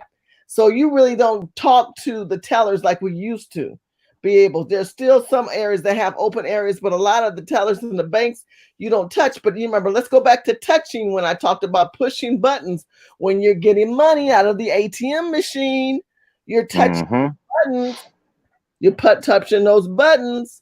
When you've got your phone and somebody wants to use your phone or look at your phone, you letting other people manhandle your phone. You need to make sure no one touches my phone. You're washing your hand. You washed your phone too. Keep your case. Get you some alcohol wipes for your case because you're putting your phone down. You're putting your phone down on stuff that too can be an effective mindset. So I want to move this our conversation into more of a positive light. I want to give you some solutions to deal with some of you who may have some anxiety from this. Because many of you guys are probably watching this stuff like a hawk. You go to bed, you wake up, 5 more people are dead, 2,000 or more dead in some other parts of your country. I know that you're frantic and you're worried, but I want to give you some positive solutions. So number 1, always be conscious of your daily routine and change it. The Bible says, be ye transformed by the renewing of your mind. It is time to renew your mind. It is time that you quiet your mind and start thinking about your daily living and actions. When you go in and out of a door, when you go to restaurants and you go to open it. When I do that, I went to this restaurant the other day, I sat down, and that's a chance you take the risk because you don't know if the cook has the coronavirus. He's grabbing the plates and the cups. We still right? He's sick, but he's got to pay for the food for his family. See, there's people back there coughing on your cheeseburger. But they're scared to tell somebody because guess what? That affects their bottom line. But they know they're infecting people, but they say, what the hell? I'm infected anyway. There's some people who they know they're going to be infected. They already tell you they're preparing for a massive disease and viral movement of this virus. So by all means necessary, try to start cooking more at home. Try. My kids wanted pizza tonight. I'm like, oh my God, these are people want pizza. And I'm thinking, we know the percentage is still very low in 1,000 people is not a lot when you're talking about America with millions and millions of people, but you could be one of the millions to get that lucky, unlucky card. And you don't want that to happen. And you need to be prepared for that. So restaurant entry, in and out of doors, co-workers that you see coughing, keep a kind of left eye on them people in your office and see if they have a continual cough coming. Fevers, these are other signs that they tell you. It's a dry cough. Drink lots of water. This is what they're telling us. Okay, these are things that we need to stay captivated with. Go ahead, Flagship. What would you like to say? Also, so the other person so the Utah Jazz, they're quarantined because there's 2 players, and the other person is Emmanuel Mudiay, Mudiay or whatever. And so he's a Utah Jazz person. Now this person, he is from Kinshasa, Zaire, and his nationality is Congolese. So still not foundational Black American. And just want to put that out there too. So the Utah Jazz, they're quarantined. The whole team is quarantined. Now, regarding what you were stating about how to prevent yourself, also make sure that you get your essential oils, get your humidifier. And what I do in my room is I have a water mix with rosemary, peppermint, lavender, menthol, as well as there's another one that I have in there, and so it just runs, and so it kills any kind of airborne, bacteria or whatever. It's just natural. I do eucalyptus as well. Eucalyptus is really great. Yeah. Yep. Another thing I want to do, I'm putting it in the chat room right now. I want to talk about soft music and subliminal messages. Sometimes many of you guys, I can't play this video for you, so the best I can do, because I don't want to get tagged by YouTube. And then, they don't want to help me stay monetized for whatever little money I do get off my shows. I want you to at least, I do scriptures. So this is 90 healing biblical scriptures that are read over and over and over. I gave the link in my video right now. It's a 4-hour video. And what I do is I play this slowly while I'll have my humidifier on in the background. So that's one video. Another one I play is a deep healing sleeping video. And so let me kind of put this one also in the link. This sleep healing video is really great. Again, I can't play it because I can get dinged for it. But I'm going to put that one in there. And you said, Shirley, why? You said, because subliminally, there's a lot of negative people out there who are constantly putting us down, or always got something. You wake up in the morning and, the devil's busy right now. The devil is busy, but so is God. Will not be mocked. God will not be forsaken. And people are panicking. So every time you talk to someone, it sounds like the Chicken Little. You've got to be the calm for the storm. You've got to be the peace in the ship. Come on, get the thumbs up and share this video. I want to see you guys to realize that you need to value what and who you are. You are a powerful being because you keep yourself informed. You're watching my videos. You're watching T. West's videos. You're watching Phil from the Advice Show's videos. You're watching Vicky Diller's. There's many of us who are out here in Black media, the true, real Black media of what's going on in our communities. And we need to have the discussion, family, about politicians who want to expand this type of global thinking to make more petri dish viruses in the future for the next generations to come. Do you want that? Mm-hmm. Because if Trump would have been able to, in 2016, shut the borders down, create better regulated laws of immigration and international actions, which he wanted to do in 2016, would we have over 1,000 people dead right now? No, we would not. Would we would have had people who would have been in a better position economically? Absolutely, because they wouldn't have been taking our jobs. We would have had to we would be giving our jobs to our own people. But we can't do that because we live in a socialist and a liberal socialist mindset with Democrats running the House right now with crazy Nancy Pelosi and her ludicrous nephew, Gavin Newsom, in the state of California. This is what I want you to understand. So if you come across these videos, see, I put them in the link right there. And I'm also, let me show you so that you know what they look like. For those who don't have the link, I want you to realize that these videos, I want you to understand that will help you relax yourself. I can't play it, it's off, but let me just recharge it up one more time. I've got the sound waves off, but I want you to understand these videos will help you in kind of a subliminal relaxed mode. Now, this one says, it has you say really good things to yourself. I'm smart, I'm intelligent, I'm confident, I'm able to execute life, I have a lot going on, I'm encouraging, I'm around people who add value to my life, I'm not thinking on the negative things going on, I'm not going to be affected by those around me, I make good decisions, I influence people and people influence me of good values. When negative people come, I can handle those things. Now, many of you guys might find this to be a little cuckoo and creepy. I get it. Sir, do you hear me? Yes, go ahead. Now I can hear you. Okay. Well, no, I'm just saying people that you don't need to listen to is people like Angela Rye and Roland Martin. These people are not talking about anything. They want us to vote for values and let's just be loyal. Let me tell you something. That is not, let me tell you something. If you have a spouse, you got to be a person. Let me tell you something. No matter how, I don't care how big feminism is. I don't care if you are alpha woman, if you do your own thing, that's great. I don't care how rich you are as a woman. No woman wants a man who does not have resources or who is not going to bring something in or going to bring some tangible benefit. So if you won't date someone who brings nothing to the table, why are you going to vote for somebody who brings nothing to the table? Doesn't make any sense. Period. Even if you are a successful woman who makes $1 million a year and you have zero debt and you got all these kind of properties, you ain't gonna date somebody who does nothing and brings nothing to the table. So why would we vote for a politician that brings nothing to the table? So let's vote for solutions and let's get moving. Another thing too, in our voting actions, again, going back to solutions and a detouring away from people who have ideologies that basically keep you tense, confused, and frustrated.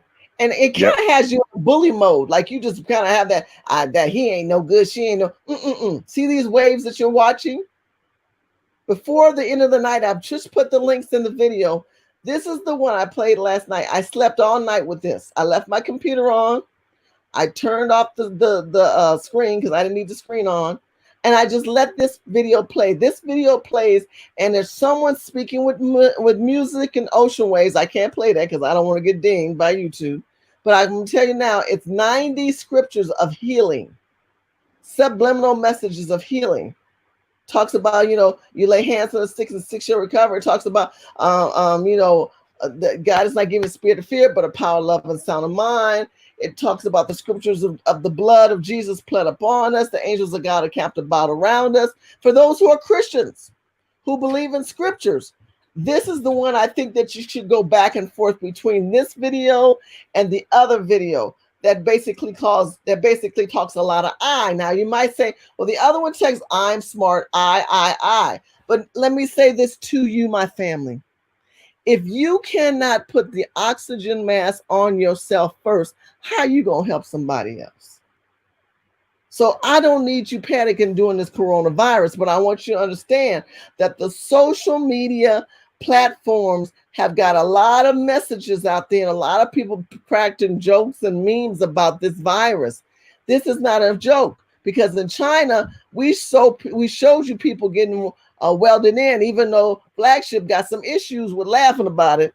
But we do have people who are welded in their homes who we don't know how much food they had left. We don't know how much money they water they had left. I don't understand these people with the toilet paper. Like, if you ain't got no water, what good is toilet paper? If you ain't got no food, what good is toilet paper? This is whole crazy people stacking up on toilet paper. We're gonna run out of toilet paper. You need to be stacking up some damn water and some regular dry foods or canned food so that you're ready and stacking and racking and cooking and learn how to cook your own food and be conscious of that. Flagship, what you want to say something real quick? Hold on, I'm gonna go back to Okay, I think he's still on mute. Let's look at the you talked about Roland Martin. That's funny. And the chat room was talking. Nina said, absolutely right, Shirley. Thank you so much for the healing vid. Look, we got to have the healing music. We've got to have music that calms us and soothes us. And like I said, I want you guys to learn that. And then your essential oils. I've got some essential oils, doTERRA I use. I'm going to put that in my links below so that you know that you use the oils. And then pray. You know, have conversations with people. And then there's certain ways that you can touch people. Some people like to use the Spock sign with the hands spread apart. It sounds kind of crazy. Some people are doing elbow touching instead of touching each other. I don't think maybe you should touch it all at this point because it's an airborne virus. And don't touch me. Any kind of contact could still have you infected. Go ahead, Flagship. What did you want to say? No, I just say, yeah, don't touch me. I don't want to, don't touch me. I don't want to be touched. I don't want to talk to you. Just hello, goodbye, stay at a distance. I'm good. You saw my mask that I got, the painter's mask? Yes, I did. Yep. I got my mask. I'm good. I got my, yeah. And we talked about that. There's ways you guys can go on Amazon and that you can buy masks. You can buy alcohol because a lot of stuff in the stores, they're not there again. But the best way to remember is to use soap. Do not use that foam in the bathrooms and public places. But you said, surely that's all that's there. Then you have to put it really heavy to make it pack down. You pump it out and then you push it down to get those suds down. And you wipe your hands and feel it. You know what soap feel like? And then you wash your hands for 30 seconds. Okay? What you don't want to do is just pump a bunch of foam and get in and get out of the bathroom. I mean, I know it sounds like everybody should know how to do that, but you'd be surprised how many people don't know proper hand washing. And that's important. It's important to wash your hands even when you think they're clean. Be over cautious of that. And then have maybe 1 foot to a foot and a half away when you're talking to people. That's another thing. Your space ratio is important of where you stand when you're in the presence of people. Because some other cultures of people, not all, they are used to being a little bit more in your space than you're used to. If you're on an elevator or escalator, let that person in front of you go ahead at maybe 3 or 4 steps, and then you step on. And if someone behind you comes right on you, that'll give you enough time to kind of move up and say, sir, excuse me, can you just not be so close on me? Because, you know, there's a lot of things going on. You can tell people. But when you cough, there's always people getting a little kind of, I give them an extra side eye, like, you sick, take your ass home. I give them that, you sick, take your ass home or get the hell away from me. So I think the purpose of this video is just to announce, and yes, I did talk about earlier, the first A-list celebrity has announced, which is Tom Hanks and his wife, Rita. They have also been affected by the coronavirus. We just announced that the NBA is shutting the league down and many other pro league teams have been shut down. I believe that the federal government has contacted these contact sports which have large arenas of people and have told them we need you to shut it down. Because I mentioned earlier, when AIDS came out, the NBA had athletes with AIDS. They did not shut it down. They didn't shut it down. When SARS came out, they didn't shut it down. But when this came out, this we have not heard. I've not heard it in my lifetime. There might have been other diseases. I was not around during the Great Depression and all of that. But this is very interesting times of a virus they don't have a cure for right now, and said they may not have it until the end of the year. So hold your horses on your travel and your leisure spending, because you may need that money just for electric light and gas. Hold your money on driving around, because you might have to stay quarantined. You'll have more money because you ain't gonna be driving the gas. There's a lot of stuff you can see online. You can watch me. You can watch other people. Stay in tune with your family. Don't get caught up in the news. Stay with your Black family. Stay with your conservative family members. Listen to us first. BF1. Put in the chat room right now. Black family first. Because we have to talk about our Black men and our Black women. We have to talk about ourselves, because ain't nobody talking about us. Ain't nobody even thinking about us. Here you saw earlier, Flagship share that story where these Black men were incarcerated and they were getting contracts to do good for their people, and there were outside forces who caused them to be incarcerated, and Trump got them out. Thank God those men were released. But as you can see, there's certain news that are good that happens to us we don't hear in mainstream media. And there's certain health people that they're not telling you that a large portion of Africa is not infected because Africa didn't have any of all those people. Even with all those people that came into China, I don't know what it is, but a lot of part of Africa and even the Philippine Islands are not infected. But I'm telling you, the high area that's most infected right now, of course, California, Washington, D.C., anything near the water, the Pacific coast, Atlanta coast, and these lines where these foreigners have flown in and they've congregated in these areas.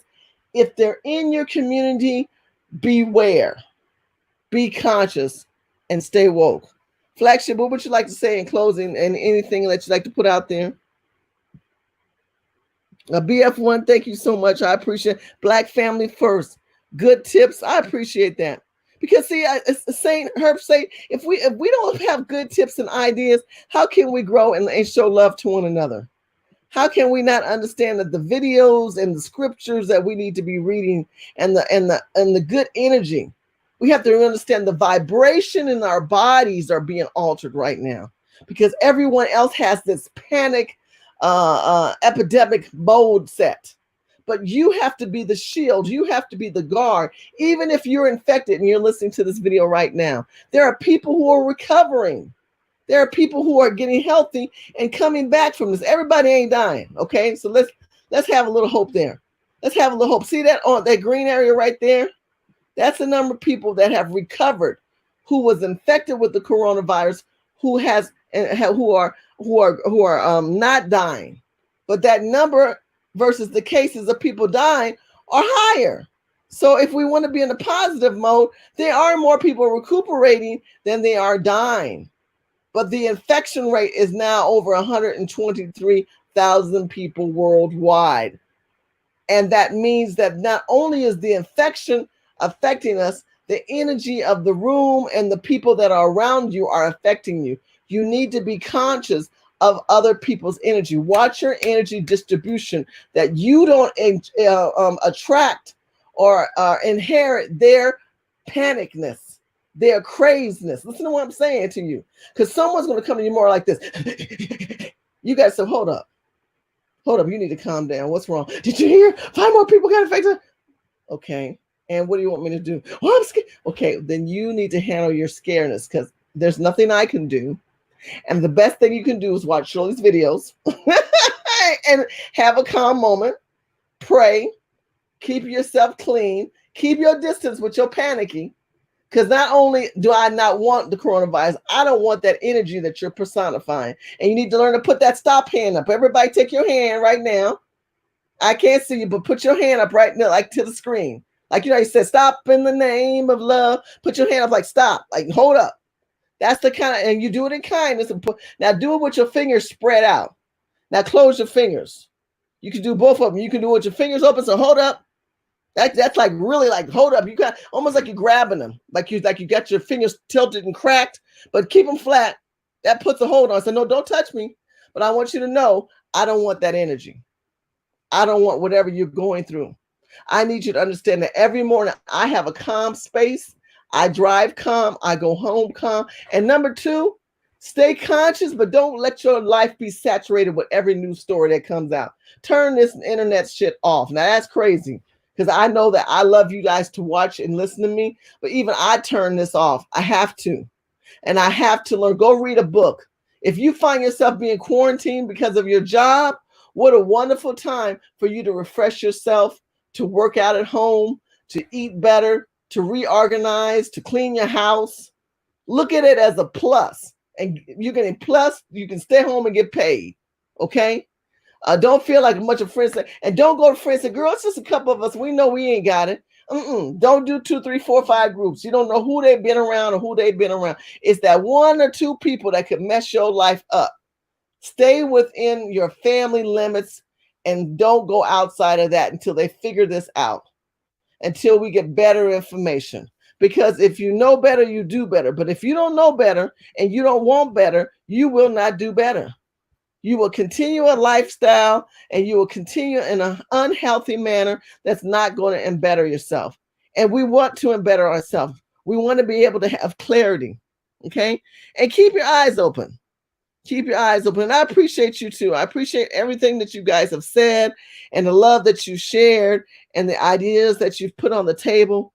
Because the more that we learn that Black family first, BF1, the more that we continue to communicate, the more we have clarity of where we are in the calmness and our moods and our action.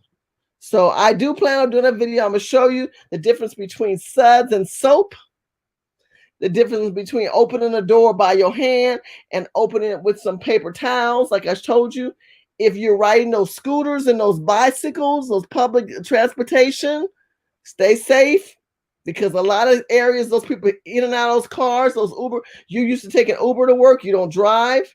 You need to have your little alcohol and spray it in your space. And then when you get out, spray yourself again. Because by being conscious of what you're doing and those around you, it affects your life. It affects your life. But if we as people don't start speaking and having common sense conversations, then what good is that?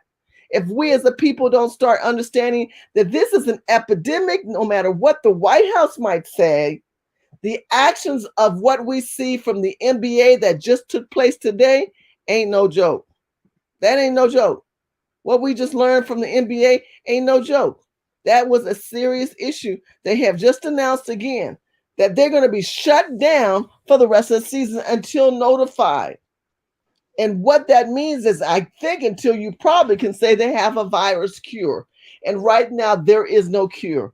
And the job of this administration, the White House and those affiliated, is to keep the people calm, which I truly respect. But from my perspective, I think we should go way above and beyond when they tell you don't need to wear masks. Masks are for sick people. Then I would say to Mr. Vice President, why do doctors wear masks in hospitals when they're not sick? Because they don't want to contract something. So again, if you want to wear a mask, if you want to wear gloves, or if you want to wear a scarf and just cover your mouth, you can do that. Hey, Flagship, are you still there? Yeah, I'm here. You hear me? I can hear you now. I'm going to close out. Okay. What would you like to say in closing? Nope. Everyone be safe out there and take care of yourself. Absolutely. I thank you so much, family. Make sure you subscribe on YouTube. I do a lot of videos on YouTube and Facebook. I'm really trying to support the community and the urban community. Thank you, Flagship, for chiming in. And I want you guys to remember, stay safe, stay in prayer, keep your head up, be conscious, wash your hands, and have hope and faith. Talk to you soon. Absolutely. All right, bye-bye. Good night.